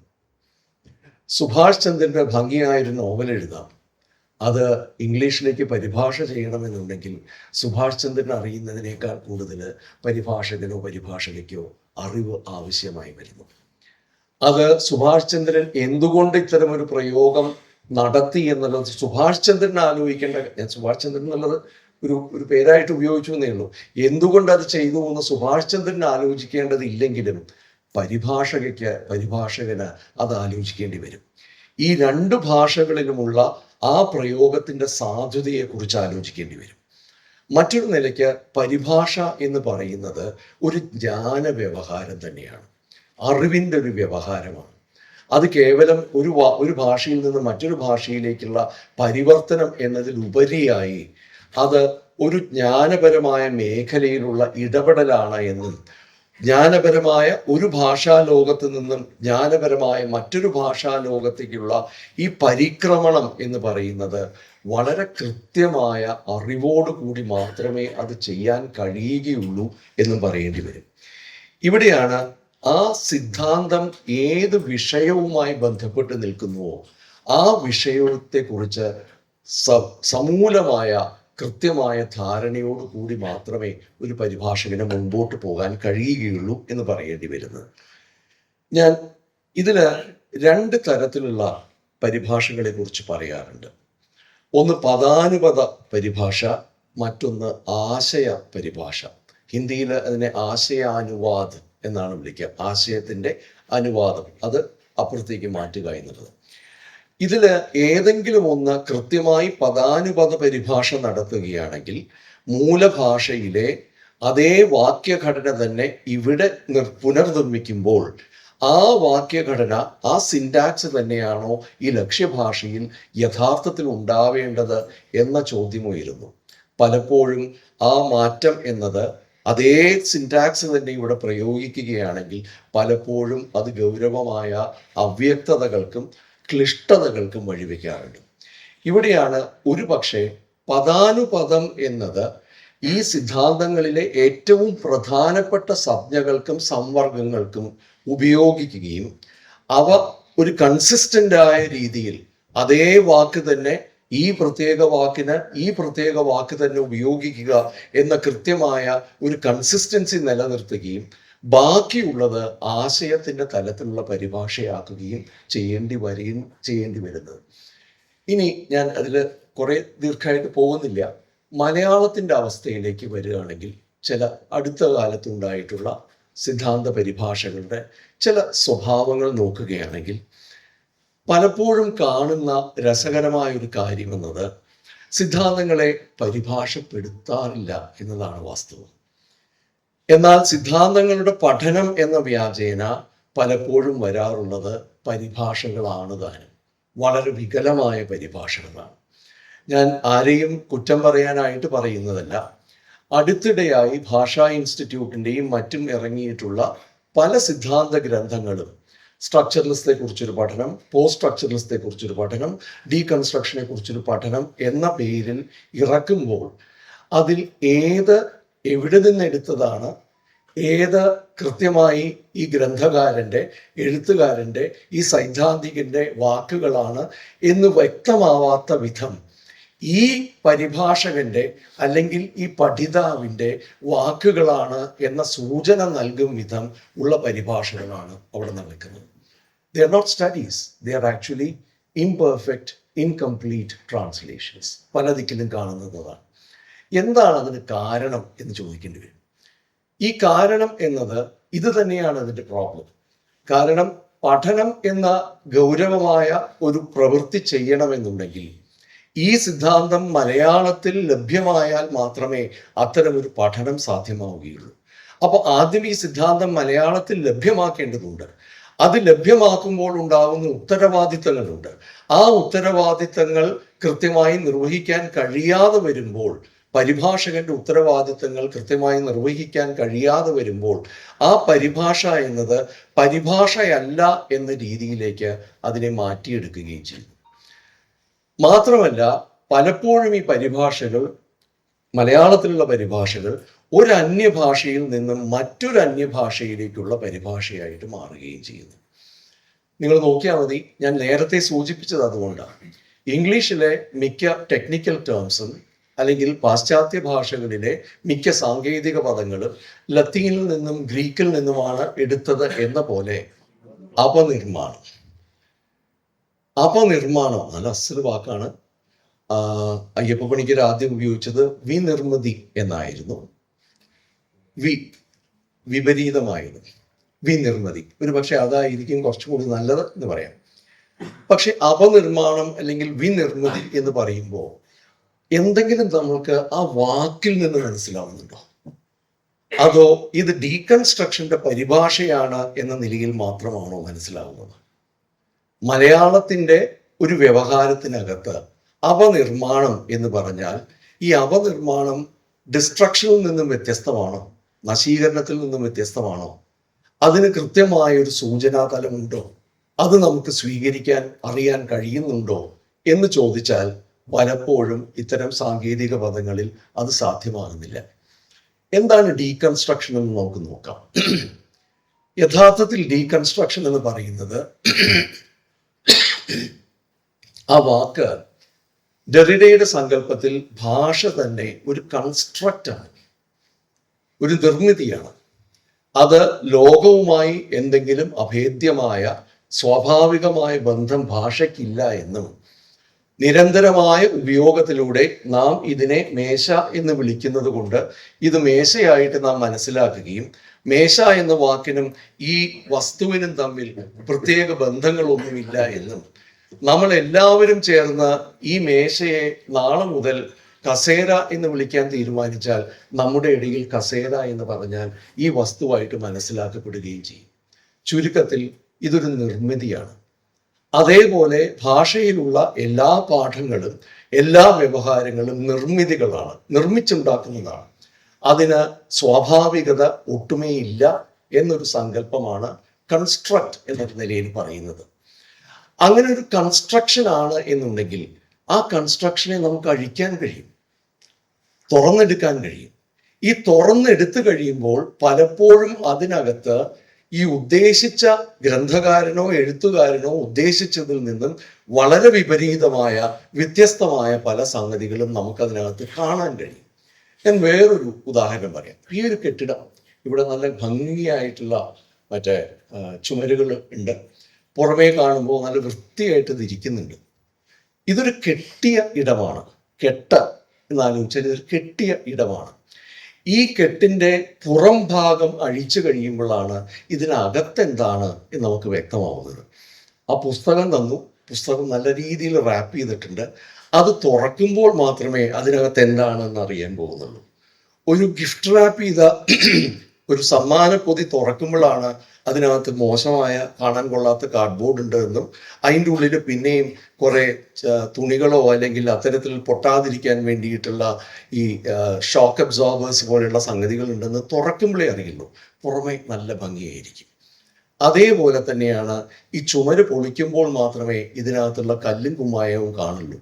ആ കല്ലും കുമ്മായവും വേണ്ട രീതിയിലാണോ പണിതിരിക്കുന്നത്, കോൺട്രാക്ടർ അതിനകത്ത് കള്ളത്തരം കാണിച്ചിട്ടുണ്ടോ എന്ന് പുറമേ നിന്ന് നോക്കിയാൽ മനസ്സിലാവില്ല, അകമേ നിന്ന് നോക്കിയാൽ മാത്രമേ മനസ്സിലാവുള്ളൂ. ഒരർത്ഥത്തിൽ ഒരു കവിതയെയോ ഒരു വ്യവഹാരത്തെയോ ഇത്തരത്തിൽ കെട്ടാണെങ്കിൽ അഴിച്ചെടുക്കാമെന്നും ആ അഴിച്ചെടുക്കുന്നതിലൂടെ അതിനകത്ത് ഗുപ്തമായി നിൽക്കുന്ന, അതിനകത്ത് അടച്ചു വെക്കപ്പെട്ടിരിക്കുന്ന, മൂടി വെക്കപ്പെട്ടിരിക്കുന്ന പല അംശങ്ങളും പുറത്തേക്ക് വരികയും ചെയ്യും എന്നതാണ് ഡീകൺസ്ട്രക്ഷന്റെ ഉദ്ദേശം. എന്തുകൊണ്ട് നാം അതിനെ കെട്ടഴിക്കൽ എന്ന് പരിഭാഷപ്പെടുത്തിയില്ല? വളരെ ലളിതമാണ് കാരണം. കെട്ടഴിക്കൽ എന്ന് പറഞ്ഞാൽ എല്ലാവർക്കും മനസ്സിലാവും, അപനിർമ്മാണം എന്ന് പറഞ്ഞാൽ ആൾക്കാർക്ക് മനസ്സിലാവില്ല. അതുകൊണ്ട് അപനിർമ്മാണം എന്ന് പറയുമ്പോൾ അതിനൊരു ഗൗരവവും അതിനൊരു കേമത്വവും, ആളുകൾക്ക് മനസ്സിലാവാതിരിക്കുകയാണ് സിദ്ധാന്തത്തിന്റെ ഉദ്ദേശവും എന്ന രീതിയിൽ അത് മാറുകയും ചെയ്യും. ഈ ഒരു പരിഭാഷാ രീതി തന്നെ ഇംഗ്ലീഷിൽ നിന്ന് നേരെ സംസ്കൃതത്തിലേക്ക് മാറ്റുക എന്ന് പറയുന്നത് പലപ്പോഴും ആ പരിഭാഷകൾ കേവലം പദത്തിന്റെ തലത്തിലാണ് നിൽക്കുന്നത്. ഡി കൺസ്ട്രക്ഷൻ, കൺസ്ട്രക്ഷൻ നിർമ്മാണം, ഡി വി അല്ലെങ്കിൽ അപ എന്നുള്ള ഒരു പ്രത്യയം ചേർത്ത് കഴിഞ്ഞാൽ അപനിർമ്മാണം അല്ലെങ്കിൽ വിനിർമ്മിതി എന്ന് വരുന്നു. ഇവിടെയാണ് ഒരുപക്ഷെ മലയാളത്തിലെ സിദ്ധാന്ത പരിഭാഷകൾക്ക് ഉണ്ടായിരിക്കുന്ന ഏറ്റവും വലിയ ദൗർബല്യം എന്ന് പറയുന്നത്. പദത്തിന്റെ തലങ്ങളിൽ നിന്നും മാറിക്കൊണ്ട് അതിൻ്റെ അടിത്തട്ടുകളിലേക്ക് പോയി അതിൻ്റെ സാംസ്കാരികവും സാമൂഹികവും സൈദ്ധാന്തികവുമായ പരിസരവും പാരമ്പര്യവും തുറന്നെടുത്ത് അതിന് തത്തുല്യമായ പദങ്ങൾ മലയാളത്തിലുണ്ടോ എന്ന് അന്വേഷിച്ച് മലയാളത്തിലില്ലെങ്കിൽ അത്തരം പദങ്ങൾ നിർമ്മിക്കുകയും അതുമല്ലെങ്കിൽ അതേ പദം തന്നെ മലയാളത്തിൽ ഉപയോഗിക്കുകയും ചെയ്യുന്നതിൻ്റെ സാധ്യതയല്ല ഇവിടെ ഇത്രയും കാലം അന്വേഷിക്കപ്പെട്ടിട്ടുള്ളത്. മറിച്ച് പദങ്ങളെ പദങ്ങളായി കാണുകയും ഇപ്പോൾ മറ്റേ കെന്നത്ത് ബർഗ് എന്നുള്ള വിമർശകൻ സാർത്രിന്റെ വേർഡ്സ് എന്നുള്ള പുസ്തകത്തെക്കുറിച്ച്, അദ്ദേഹത്തിന്റെ ഓട്ടോബയോഗ്രഫിയാണ്, വളരെ തിയററ്റിക്കലുമാണ്, വളരെ പേഴ്സണലുമാണ്. അദ്ദേഹത്തിന്റെ ഈ വേർഡ്സ് എന്നുള്ള പുസ്തകത്തെക്കുറിച്ച് കെന്നത്ത് ബർഗ് പറയുന്നുണ്ട്, അതിൽ ഒരു വാക്ക് പോലും മാറ്റാൻ കഴിയില്ല. കാരണം അതിൽ ഓരോ വാക്കും ഒരു ടെർമിനിസ്റ്റിക് സ്ക്രീനാണ് എന്ന് പറയുന്നു. ഇപ്പൊ നിങ്ങൾ ഇവിടെ ഒരു പ്രൊജക്ഷൻ കാണുന്നുണ്ട്. സിനിമ കാണുമ്പോൾ ഒരു പ്രൊജക്ഷനാണ് നിങ്ങൾ മുൻപിൽ കാണുന്നത്.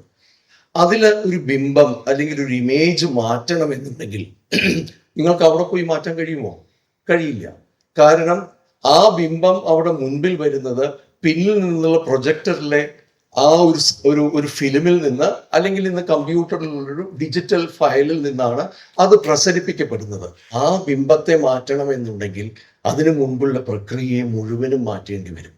സാർത്രിന്റെ വേർഡ്സ് എന്ന് പറയുന്ന പുസ്തകത്തിലെ ഒരു വാക്ക് മാറ്റുക എന്നുണ്ടെങ്കിൽ അതിനുള്ള പ്രക്രിയ, അതിൻ്റെ ചരിത്രം, അതുമായി ബന്ധപ്പെട്ട് നിൽക്കുന്ന ഒരു പൂർവ്വകഥ എന്നത് പൂർണ്ണമായി മാറ്റിയാൽ മാത്രമേ ഈ ഒരു വാക്ക് പോലും മാറ്റാൻ കഴിയുകയുള്ളൂ എന്ന് പറയുന്നു. അത് ശരിയോ തെറ്റോ നിൽക്കട്ടെ, പക്ഷേ ഓരോ വാക്കുകളും അത്തരത്തിലുള്ള ടെർമിനിസ്റ്റിക് സ്ക്രീൻസ് ആണ് എന്ന് നാം കണ്ടാൽ, ടെർമിനിസ്റ്റിക് ഇമേജസ് ആണ്, അന്തിമമായി നമുക്ക് കാണാൻ ലഭ്യമാകുന്ന ഒന്നാണ് എന്നും അതിനു മുന്നേയുള്ള വലിയൊരു പ്രക്രിയയുടെ ഫലമാണ്, ഉൽപ്പന്നമാണ് അത് എന്ന് നാം മനസ്സിലാക്കുമ്പോൾ പരിഭാഷയിൽ അത്തരം ഒരു പ്രക്രിയ നമുക്കിവിടെ പുനഃസൃഷ്ടിക്കാൻ പറ്റുമോ എന്നതാണ് ചോദ്യം വരുന്നത്. പദത്തെ പദമായി ട്രാൻസ്ലേറ്റ് ചെയ്യുകയല്ല വേണ്ടിവരിക. ആ പ്രക്രിയ ഇവിടെ നമ്മൾക്ക്, അല്ലെങ്കിൽ അതിന് തുല്യമായ, അതിന് സമാനമായ ഒരു പ്രക്രിയ ഇവിടെ പുനഃസൃഷ്ടിക്കുവാൻ പറ്റുമോ എന്നതാണ് പ്രധാനപ്പെട്ട ചോദ്യം. അത് എളുപ്പമുള്ള പണിയല്ല. അതുകൊണ്ട് തന്നെയാണ് പരിഭാഷ എളുപ്പമുള്ള പണിയല്ലാതെയായി മാറുന്നത്. അത് എളുപ്പമുള്ള പണിയല്ല എന്ന് പറയാൻ കാര്യം, ഒരേ സമയവും മൂലഭാഷയുടെയും അതേസമയം തന്നെ ലക്ഷ്യഭാഷയിലെയും ഈ അർത്ഥപരികൽപ്പനകളുടെ വലിയൊരു പാരമ്പര്യത്തെയും അതിൻ്റെ ചരിത്രത്തെയും കുറിച്ച് വ്യക്തമായ ധാരണയോട് കൂടി മാത്രമേ കൃത്യതയാർന്ന ഇത്തരമൊരു പരിഭാഷ സാധ്യമാവുകയുള്ളൂ എന്ന് പറയേണ്ടി വരും. അത് ഇനിയും സിദ്ധാന്തത്തിൻ്റെ കാര്യത്തിൽ ചില ഒഴിവുകൾ ഒഴിച്ചാൽ, ചില അപവാദങ്ങൾ ഒഴിച്ചാൽ ഇനിയും വേണ്ട പോലെ മലയാളത്തിൽ ഉണ്ടായിട്ടില്ല എന്നും പറയേണ്ടി വരും. അതോടൊപ്പം പറയേണ്ട മറ്റൊരു ചോദ്യം, അല്ലെങ്കിൽ ഉച്ചരിക്കേണ്ട ഒരു ചോദ്യം എന്നത്, എന്തുകൊണ്ട് നമുക്ക് സിദ്ധാന്തം രൂപീകരിക്കാൻ കഴിയുന്നില്ല എന്ന ചോദ്യമാണ്. പലപ്പോഴും പാശ്ചാത്യ സിദ്ധാന്തങ്ങളെ അതേപടി ഇവിടെ ഉപയോഗിക്കുകയും ഇവിടെ വിശകലനത്തിന് ഉപയോഗിക്കുകയും ചെയ്യുന്നതിലൂടെ നമ്മുടെ സവിശേഷമായ സാഹചര്യങ്ങളെ, നമ്മുടെ സവിശേഷമായ അനുഭവങ്ങളെ, ഭാവുകത്വങ്ങളെ, ആവിഷ്കാര രീതികളെ മറ്റൊരു തൊഴുത്തിൽ കൊണ്ട് കിട്ടുന്ന രീതിയിൽ മറ്റൊരു വിശകലന സമ്പ്രദായവുമായി ഉപയോഗിച്ചുകൊണ്ട് വിശകലനം ചെയ്യുമ്പോൾ പലപ്പോഴും കിട്ടുന്നത് ഒരർത്ഥത്തിൽ സാർവലൗകികം എന്ന് വിളിക്കാവുന്ന, അല്ലെങ്കിൽ ഗ്രൗണ്ടഡ് അല്ലാത്ത, മണ്ണിൽ നിൽക്കാത്ത രീതിയിലുള്ള വിശകലനങ്ങളാണ് എന്ന് പറയേണ്ടി വരും. അപ്പോൾ സിദ്ധാന്തം പരിഭാഷപ്പെടുത്താം, പക്ഷേ ആ പരിഭാഷപ്പെടുത്തുമ്പോൾ അത് ഇതേ ഭാഷയിലുള്ള സിദ്ധാന്തമായി മാറുന്ന ഒരു തിയററ്റിക്കൽ പ്രാക്ടീസായിട്ട്, ഒരു പ്രയോഗമായി അത് മാറേണ്ടി വരും എന്ന് പറഞ്ഞുകൊണ്ട് ഞാൻ അവസാനിപ്പിക്കട്ടെ. നന്ദി, നമസ്കാരം. വേദിയിൽ ഉപവിഷ്ടരായ വിശിഷ്ട വ്യക്തികളെ, പ്രിയ സ്നേഹിതരെ, സുഹൃത്തുക്കളെ, ചരിത്രം ഒരു പുഴ പോലെയാണ് ഒഴുകുന്നത് എന്ന് ഞാൻ വായിച്ചിട്ടുണ്ട്. ചിലപ്പോൾ കാര്യമായ മാറ്റമൊന്നും കൂടാതെ ദീർഘകാലം അത് ഒഴുകിക്കൊണ്ടിരിക്കും. എന്നാൽ ചിലപ്പോൾ ഈ ചരിത്ര നദിയുടെ ഗതിക്ക് പെട്ടെന്ന് മാറ്റം വന്നു ചേരാം. ഈ മാറ്റത്തോടൊപ്പം അതിൻ്റെ ഒഴുക്ക് പലപ്പോഴും ശക്തമായി തീരുകയും തുടരുകയും ചെയ്യും. 2 നൂറ്റാണ്ട് കാലം മുമ്പ് കേരളത്തിൻ്റെ ഈ ചരിത്രഗതിക്കും ഇത്തരത്തിൽ ഗതിഭേദം സംഭവിക്കുവാൻ കാരണഭൂതനായ റവറൻ ബെഞ്ചമിൻ ബെയ്ലിയുടെ സ്മരണാർത്ഥമാണ് MG university Benjamin Bailey chair സ്ഥാപിച്ചിട്ടുള്ളത്. ഇന്ന് അതിൻ്റെ പ്രവർത്തന ഉദ്ഘാടനം ഭംഗിയായി നടത്താൻ സാധിച്ചതിൽ ചാരിതാർത്ഥ്യമുണ്ട്. ഇതിൽ കടന്നു വന്ന വിശിഷ്ട അതിഥികൾ, മറ്റ് എല്ലാവരോടും ഒറ്റ വാക്കിൽ നന്ദി അറിയിക്കാൻ ബെഞ്ചമിൻ ബെയ്ലി ചെയറിൻ്റെ ജോയിൻറ്റ് കൺവീനർ എന്ന നിലയിൽ ഞാൻ ഈ സമയം ഉപയോഗിച്ചു കൊള്ളട്ടെ. ഇന്നത്തെ ഈ ഉദ്ഘാടന യോഗത്തിൻ്റെ അധ്യക്ഷ പദം അലങ്കരിച്ചത് ആദരണീയനായ MG യൂണിവേഴ്സിറ്റിയുടെ vice chancellor professor CT Aravindkumar സാറാണ്. ഞങ്ങളുടെയൊക്കെ മനസ്സിലെ ആരാധ്യനായ അധ്യാപകനാണ്. എൻ്റെയും അധ്യാപകനാണ്. ഗവേഷണം MG യൂണിവേഴ്സിറ്റി ക്യാമ്പസിൽ ചെയ്യുമ്പോൾ ഞങ്ങളുടെ ഡിപ്പാർട്ട്മെൻറ്റിൻ്റെ ഡയറക്ടറായിരുന്നു. സാറിൻ്റെ ക്ലാസ്സിൽ ഒരു വിദ്യാർത്ഥിയായിരിക്കുവാനുള്ള ഭാഗ്യം എനിക്കും ലഭിച്ചിട്ടുണ്ട്. സാറ് ബെഞ്ചമിൻ ബെയ്ലി ചെയറിനോടും അതിൻ്റെ പ്രവർത്തനങ്ങളോടും കാണിക്കുന്ന എല്ലാ താല്പര്യങ്ങൾക്കും നന്ദി. തുടർന്നും അത് ഉണ്ടാവട്ടെ എന്ന് ആശംസിക്കുന്നു. ഇവിടെ കടന്നു വന്ന ഏവരുടെയും പേരിൽ, ബെയ്ലി ചെയറിൻ്റെയും സംഘാടകരുടെയും പേരിൽ അരവിന്ദ് സാറിനോടുള്ള അഗൈതവുമായ നന്ദിയെ അറിയിക്കുന്നു. ബെഞ്ചമിൻ ബെയ്ലി ചെയറിൻ്റെ പ്രവർത്തന ഉദ്ഘാടനം ഡോക്യുമെൻ്റ് പേപ്പർ പ്രകാശനം നിർവഹിച്ച മലയാള മനോരമ എഡിറ്റോറിയൽ ഡയറക്ടറും സാഹിത്യകാരനും മലയാളികൾക്ക് സുപരിചിതനുമായ ബഹുമാനപ്പെട്ട ശ്രീ ജോസ് പനച്ചിപ്പുറം സാറാണ്. മാധ്യമ പ്രവർത്തകൻ എന്നതിലുപരിയായി മികച്ച ചെറുകഥാകൃത്തും നോവലിസ്റ്റുമാണ് അദ്ദേഹം. അദ്ദേഹത്തെ നമുക്ക് പ്രവർത്തനങ്ങളുടെ ഉദ്ഘാടകനായി ലഭിച്ചതിൽ നമ്മൾ കൃതാർത്ഥരാണ്. സാറിൻ്റെ അസാന്നിധ്യത്തിലും ഇവിടെ കൂടിയിരിക്കുന്ന ഏവരുടെയും പേരിൽ ബെയ്ലി ചെയറിൻ്റെയും നാമത്തിൽ ശ്രീ ജോസ് പനച്ചിപ്പുറം സാറിനോടുള്ള നന്ദിയെ അറിയിക്കുന്നു. പ്രൊഫസർ MV നാരായണൻ മാഷിൻ്റെ പ്രഭാഷണം കേൾക്കാൻ കഴിഞ്ഞത് നമുക്ക് ഏവർക്കും ഒരു വലിയ അനുഭവമായിരുന്നു. സത്യത്തിൽ വ്യക്തിപരമായിട്ടാണെങ്കിലും സംഘാടകരായിട്ട് ഇത്തരം അക്കാഡമിക് പ്രോഗ്രാമുകൾ നമ്മൾ സംഘടിപ്പിക്കുമ്പോൾ നമുക്ക് ലഭിക്കുന്ന ഏറ്റവും വലിയ സന്തോഷം അല്ലെങ്കിൽ സംതൃപ്തി എന്ന് പറയുന്നത് നാരായണ മാഷിനെ പോലെയുള്ള അതുപോലെയുള്ള വ്യക്തികളെ നേരിൽ കാണാനും കേൾക്കാനും കഴിയുന്നു എന്നുള്ളതാണ്. സൈദ്ധാന്തിക പരികൽപ്പനകളും പരിഭാഷയും മലയാളി നേരിടുന്ന വെല്ലുവിളികൾ എന്ന കാലിക പ്രസക്തമായ ബെഞ്ചമിൻ ബെയ്ലി ചെയറിൻ്റെ ലക്ഷ്യങ്ങളോട് ചേർന്ന് നിൽക്കുന്ന വിഷയത്തിൽ ഞങ്ങളെ ഉത്ബോധിപ്പിച്ച പ്രിയ എം വി നാരായണൻ മാഷിനോടുള്ള നന്ദി ഏവരുടെയും പേരിൽ അറിയിക്കുന്നു. CMS കോളേജിനെ സംബന്ധിച്ചിടത്തോളം ആമുഖങ്ങൾ വേണ്ടാത്ത 2 വ്യക്തികൾക്കാണ് എനിക്ക് അടുത്തതായി നന്ദി അറിയിക്കാനുള്ളത്. Doctor Babu Cherian sir, Benjamin Bailey chair professor. എന്തുകൊണ്ടും സാറിനെ ചെയർ പ്രൊഫസറായി അതിൻ്റെ അധ്യക്ഷനായി ലഭിച്ചതിൽ ഞങ്ങൾ ഏവരും ഒന്നടങ്കം അഭിമാനിക്കുന്നു, സന്തോഷിക്കുന്നു. വ്യക്തിപരമായി ഈ നാളുകളിൽ ചെയറിൻ്റെ പ്രവർത്തനത്തിൽ സാറിനോടൊപ്പം ചേർന്ന് പ്രവർത്തിക്കാൻ കഴിയുന്നതിൽ ഞാനും സന്തോഷിക്കുന്നു. പല നൂതന പദ്ധതികളും ചെയറിൻ്റെ പ്രവർത്തനവുമായി ബന്ധപ്പെട്ട് തുടർന്നുള്ള നാളുകളിൽ ഉണ്ടാവും. അവയൊക്കെ പൂർത്തീകരിക്കാൻ നമുക്ക് ഒരുമിച്ച് ചേർന്ന് പ്രവർത്തിക്കാം. പ്രിയ ബാബു സാറിനോടുള്ള നന്ദിയെ ഇവിടെ കൂടിയിരിക്കുന്ന ഏവരുടെയും പേരിൽ ഞാൻ അറിയിക്കുന്നു. ബഹുമാനപ്പെട്ട നമ്മുടെ ഏറ്റവും പ്രിയപ്പെട്ട പ്രിൻസിപ്പൽ ഡോക്ടർ അഞ്ജു ശോഷൻ ജോർജ്, മറ്റ് ഏതൊരു അക്കാഡമിക പ്രവർത്തനത്തിനും പിന്തുണ നൽകുന്നത് പോലെ തന്നെ ചെയറിൻ്റെ പ്രവർത്തനങ്ങൾക്ക് എപ്പോഴും കൂടെയുണ്ട്. അഞ്ജു മിസ്സിൻ്റെ മഹനീയ സാന്നിധ്യത്തിനും ആശംസകൾ അറിയിച്ചതിനും ഏവരുടെയും പേരിലുള്ളതായി നന്ദി അറിയിക്കുന്നു. Doctor Rohith P, Benjamin Bailey chair കോർഡിനേറ്ററാണ്. MG യൂണിവേഴ്സിറ്റിയിലെ സ്കൂൾ ഓഫ് ലെറ്റേഴ്സിലെ അധ്യാപകനും കൂടിയാണ്. ഞങ്ങളുടെ പ്രിയ രോഹിത് സാർ ഞങ്ങളുടെയൊക്കെ പ്രിയ സുഹൃത്തുമാണ്. ഈ നാളുകളിൽ സാറിനോടൊപ്പവും ചേർന്ന് പ്രവർത്തിക്കാൻ കഴിഞ്ഞിരുന്നതിൽ അങ്ങേയറ്റം ചാരിതാർത്ഥ്യമുണ്ട്. കടന്നു വന്ന ഏവരുടെയും പേരിൽ പ്രിയ രോഹിത് സാറിനോടുള്ള നന്ദിയെ അറിയിക്കുന്നു.